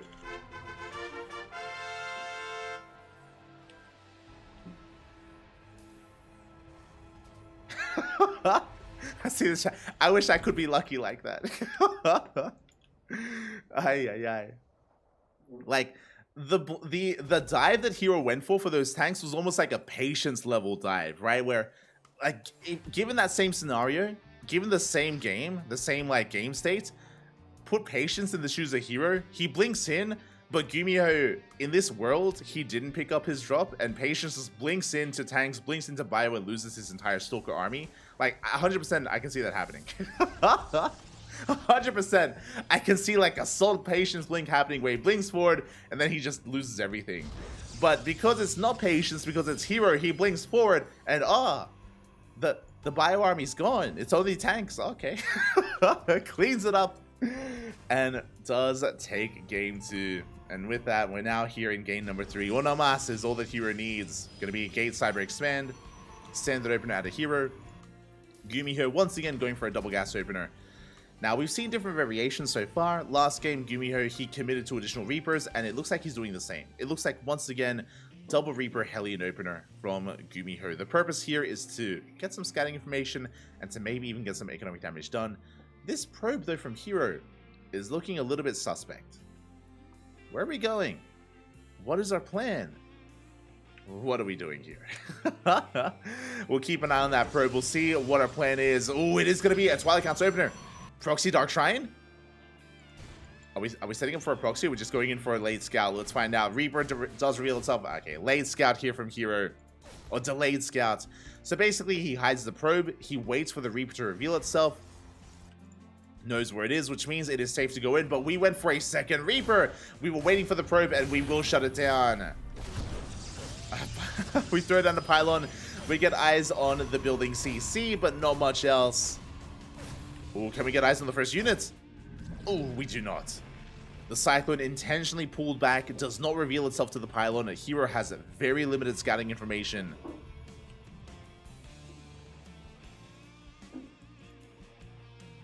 Very limited scouting there. And with that, we're going to be settling into a 1-1-1 into another mine drop. So Gumiho going for another mine drop setup. Reaper's heading towards a natural.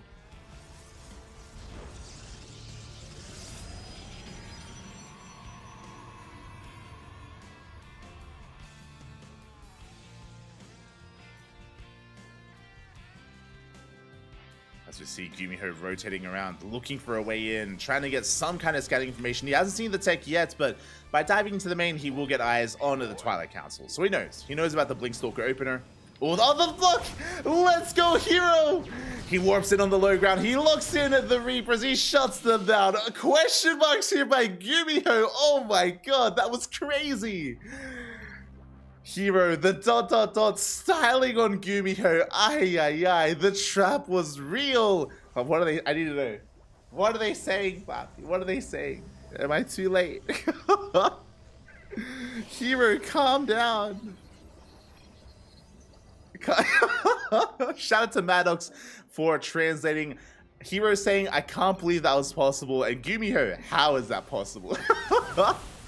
Oh my god. Mine is going to be denied. As is killed here at the natural base.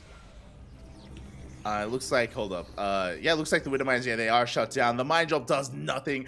I love that Hero didn't even know that would work. He just tried. He just like freestyled all over Gumiho and oh my god, that was crazy. And now Hero, he has map control moving out across. Now the mine drop has done nothing. There is a tank on the high ground, so we can defend. But Hero may opt to just rotate around. Yeah, he goes to the mineral line. He avoids the tank. He avoids the bunker. Gets behind the main base. 3 SCVs going to be going down. 4 SCVs. There's a Cyclone. We can punish this. Hero will retreat. But looking at the build of choice again, it was a 3-gate opener from Hero. Once again, 3-gate blink. He's gone for the same opener every game, but different variations behind it. Has gone for different variations. This time, no fast bay. This time is going for Storm. Going for a Templar Archives. Okay.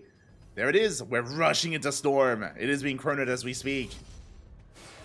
Hero warping in a couple of High Templar already.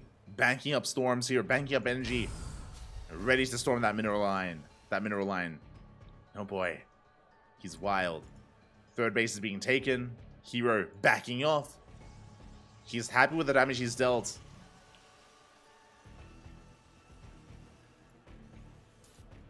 As we are ready to go in. Meanwhile, here, Gumiho just going to be chilling here. Just going to be building up on his 2 bases. Scans, does get eyes on the observer. He will shut it down. Hero barely saw the production. Saw the 3-1-1 setup. But we're waiting for the Storm. Storm finishing up in 10 seconds. Oh god, Hero. Storm is almost done. And it has completed. Hero now has access here to a Storm drop into that natural base, into the mineral line. And how quickly can Gumiho react? He's moving out. He is spotted. The Adept does confirm. The drop is coming in. Hero going for the natural base. Storms are thrown down. Ooh, getting 4 SCVs. Could have been a lot worse. 4 workers do go down. Gumiho is pushing. Now, Gumiho knows something. There's no Storm to defend. The High Templar, they just spent their Storms harassing. 4 workers, that's okay. But can we survive the push? Gumiho is committed here. Can he kill Hero with this attack? Scans the ramp, sees that there is a safety immortal. Raven gets picked up, gets an anti-armor missile, but that was a big loss for Gumiho. Tanks are sieged. Storm's being thrown down. Hero has to back off. But again, did end up spending his 2 storms. A little bit trigger happy there by Hero.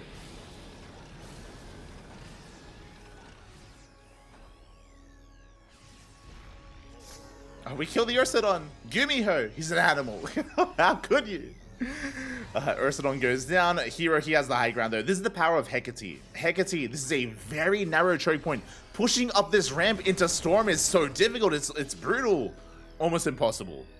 Gumiho, he cannot push up this ramp. Hero, he has the high ground advantage here. He has no High Templar though. He has no Storm. But Gumiho doesn't know. Does stim on forward. Towards that army. The bay is on the way. Now, with this Archon drop, he can end up baiting a tank shot. A tank volley from all 3 tanks. That is something that we have to bear in mind. And if Hero goes to that, then he can collapse on the army. 2 High Templar on the way. I love the movement here by Hero. He's basically like faking out a Storm drop. He doesn't have a Storm available. Now he does. Well, now he has High Templar. Zealous from behind. Hero setting up a surround. Gumiho getting a star base on location. And we do collapse on the army. Tank shot's going to be going off. Storms here on the Marines. A big storm towards the end. We clean up the tanks. And Hero, he annihilates this army. Forces it back.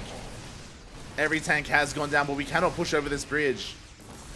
Yeah, the choke point is too narrow. Hero has to back off. Once again, really narrow choke points here on Hecate. You cannot move past them. Gumiho will hold. Hero going for a Zealot drop towards the 3rd. SCV is going to be going down. We got 2 SCVs. Dropping into the main. Just going to be forcing Gumiho all the way back home, and that means that Hero, he's gotten past the bridge. He's gotten past that choke point, past halfway mark. Moving on forward towards the natural. And what do we have to defend? No tanks. We do have a handful of Widow Mines. We do have Ghost for EMPs. EMP is going to be so important here.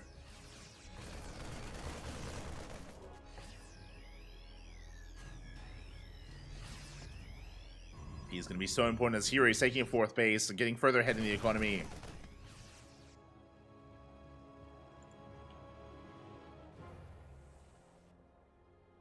Going to be getting further ahead, and the game is going to settle from here. We're calming things down. Whew. The aggression from Hero and Gumiho have subsided. They have ended. And now we can settle into the mid game, where Hero has a pretty big lead. Look at the worker counts. Look at the supply. As Hero, he's on 74 probes. He's up on bases. He has a 4th. Gumiho just now getting his own 3rd up and running. Tech-wise, I do like the tech of Gumiho, where he's making 3 ghosts at a time. EMPs are so important here for Gumiho. But EMPs alone, not what we need. We need something in the air. Vikings and Libs. Vikings and Libs are still on the horizon, making 2 Vikings at a time. That will help against the Colossus. Liberators will be even better. But Gumiho is still working in that direction. Meanwhile, Hero, he's already there in a sense. We're only making 1 Colossus at a time, but we're already at 3 Colossus, or about to be 3. 2nd Robo is up and running. From here, we can head into Disruptor production, as we have hit critical mass of Colossus, with that 3rd Colossus coming out.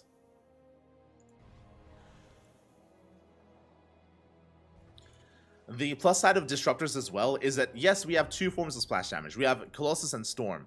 But with EMPs, Storm isn't as reliable. Like, the High Templar, they are prone to being EMP'd by Gumiho. Disruptors, because they're not energy-based, they don't care about your EMPs. Like, Novas, they will connect nonetheless. Or at least zone back the army. So typically that's why High Templar are zoned out or phased out, and Disruptors are phased in. Oh, as we do throw down a massive wall of stack defense, cannons, shield batteries.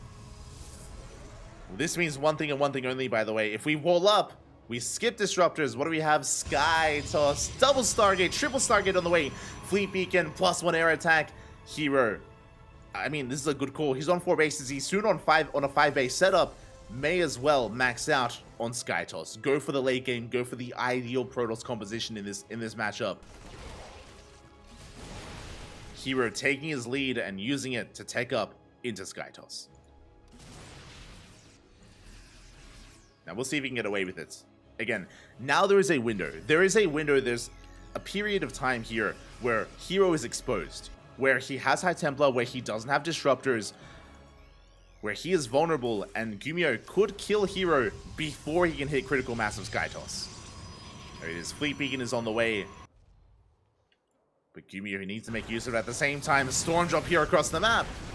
We got 6 SCVs. Feedbacking those medevacs.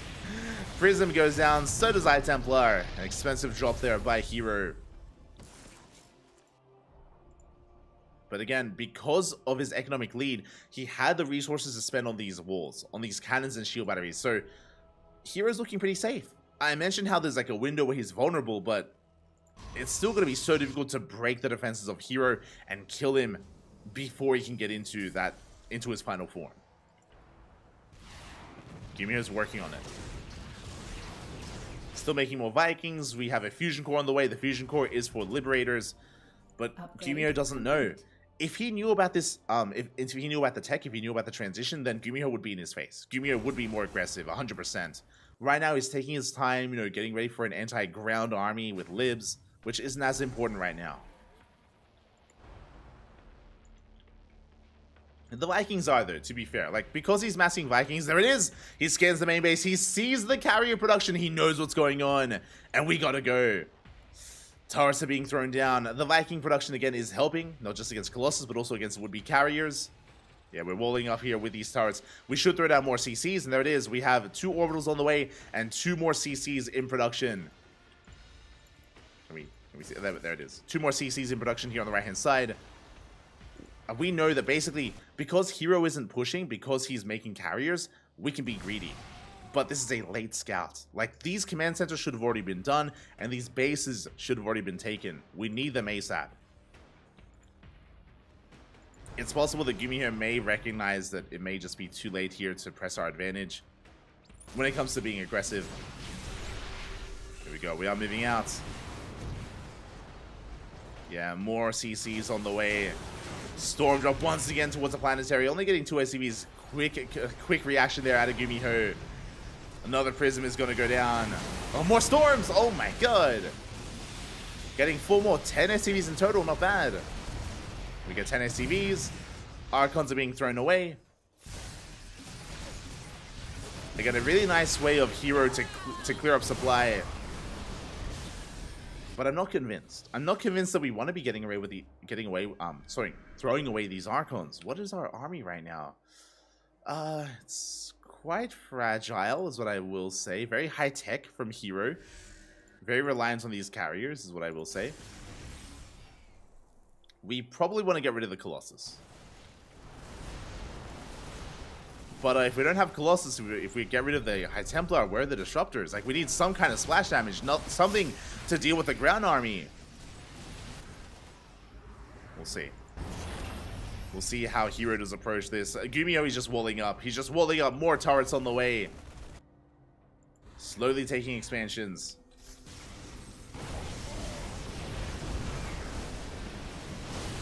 There it is. Storms being thrown down. Zoning away those Vikings. Oh my god. Hero trading well. He will lose this army. Oh my god. Another storm of the Vikings. Immortals going ahead. We take down some of those ghosts. Another storm here on the Bio army as well. But Hero, he will lose this. But I think he wanted to. Colossus goes down. Immortals as well. Hero throwing away his robot army, replacing it with more Skytoss. Now, when it comes to the ideal late game composition, carriers are important, Mothership is important, but we do need some support. Ideally, you do have High Templar, Archons, Disruptors. There it is. This is what I was really anxious about. Finally, Disruptors are on the way. We need some kind of splash damage to support this army, and Disruptors are typically the go-to. Now, Disruptors, that will zone away the ground army, but we need High Templar to zone away the Vikings. That's what I would say. We need those storms. There it is. Storm on the ghosts. Vikings are pushing forward. We have more storms around this big EMP. Oh my god. Massive EMP on the High Templar. The carriers are going down one after the other. A massive fight here for Gumiho. He shuts down the army, and now Hero, he's in a lot of trouble. He just threw away his robot army. Now he loses his Skytoss. Big storm on the Vikings. But Hero has nothing left. Going for a big warping of Stalkers. Going for a ground toss transition. Vikings gonna be landing. Novas, they do connect. Can Hero survive? Looks like he will. He barely holds on. Vikings, they're battered, they're bruised, but they take down the last 2 carriers. Just in time.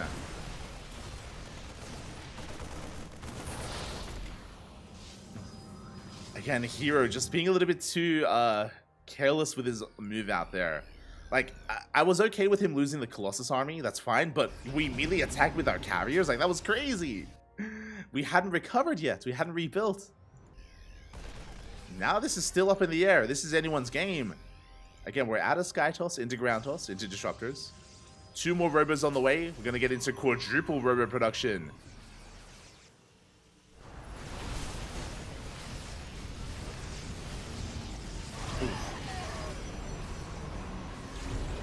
Nova does go off.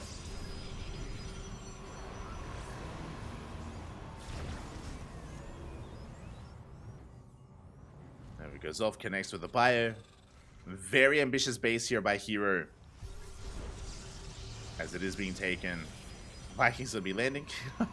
Let's go. The Waddle Buy. Getting into Liberator production. Okay, so now that there's no Skytoss, Liberators are suddenly much more valuable here as we recall into the main. No shot. The Mothership comes in from the front, from the left-hand side, and we camp the production. We get into the main base, and Disruptors on top of a ramp. Oh my god, it's brutal. We cannot push up. Not into so many Disruptors. Nuke gets thrown down. The nuke is on the way. Hero! Does he see? I don't think he does. But it's too late anyway. We camped the production, we shut down the army, and Hero will take the series 3-0, out-positioning Gumiho and becoming this week's champion. GG. GG, well played. You can see Gumiho plummet in supply, and camping the Terran production is basically a checkmate move. It's a checkmate move. We see it all the time in Terran versus Zerg, where if a Zerg player gets a Nidus into the main base, then the lurkers just camp the production and that's game. Same thing here. We recall into the main, camp the production. What can we do? Especially with Gumiho on the other side of the map. And what's he going to go for a base trade against a wall of cannons and shield batteries? It's not going to happen. It's not going to happen. Tried to go for a cheeky nuke there. Maybe we could have pulled it off, maybe, but the ghost was exposed, and regardless, GG. GG, well played. Congratulations here, as Hero is going to be this week's champion. GG.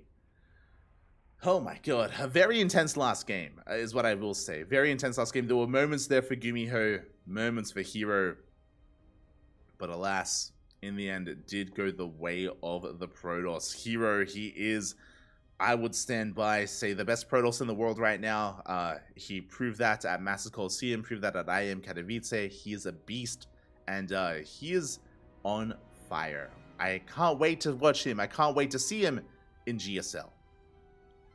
Hero, this season of GSL is going to be a big one, and a lot of eyes are going to be on Hero. Likewise, shout out to Gumiho for making it to the finals. Did make a series out of it. Even though it was a 3-0, a lot of entertaining games, a lot of fun matches, a lot of fun back and forth, and even banter between the players as well. Loved that they were both social with each other. But with that, we're done. We are going to be done. We're going to be wrapping up here for the morning, for the night, and we're going to be back in a couple of hours. We will be back here in a couple of hours. In 4.5 hours time. That's not a lot of time. In 4.5 hours with ESL Open Cup Europe. ESL Open Cup Europa is going to be here, right here on this channel, in less than 5 hours. And stay tuned for that. Stay tuned for that. You know, take a break, get some snacks, get some water, come back in 5 hours for some more StarCraft. It's going to be amazing. It is going to be beautiful. So that's going to be our next broadcast, ESL Open Cup Europe. We won't be casting ESL Open Cup Americas live. I do have the replays of last week's ESL Americas, and we may cast that tomorrow. We'll see. We shall see, depending on how much time we have, depending on how available we are, just because our show matches are tomorrow as well. The Club and VX Duckling show matches will be taking place tomorrow in just under 24 hours. In just under 24 hours time, we're going to be live here on the channel with the Duckling Showdown, with the Duckling X Club NV Showdown, of course. We're going to be featuring players like Gumiho, Nightmare, Bunny, and Creator. No Zerg players, only Protoss and Terran, so you can get your fix of TVP, TVT, and PvP as well. So be sure to keep an eye out for that. Otherwise, thank you so much for watching. Thank you so much for the support. We'll see you guys in 5 hours for our next broadcast. We'll see you guys tomorrow if you aren't here in 5 hours. See you guys tomorrow in 24 hours for the Duckling Showdown. Otherwise, thank you for watching. Thank you for the support. Socials in the chat. Exclamation mark socials in the chat to get a link. To get a link to our Twitter, Facebook, Instagram, YouTube, and Discord. We have a Patreon as well. We do co-stream over on YouTube. We are live there at the moment. Our VODs are available on YouTube immediately under the live tab, so you can always check out that full VOD if you are interested.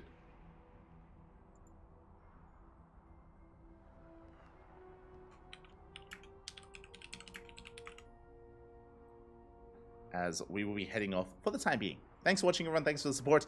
If you're here on Twitch, we're going to be raiding another StarCraft channel. I don't know who we're going to be raiding, but we'll find someone to send our love to. I see Sort of is streaming. Strange is streaming.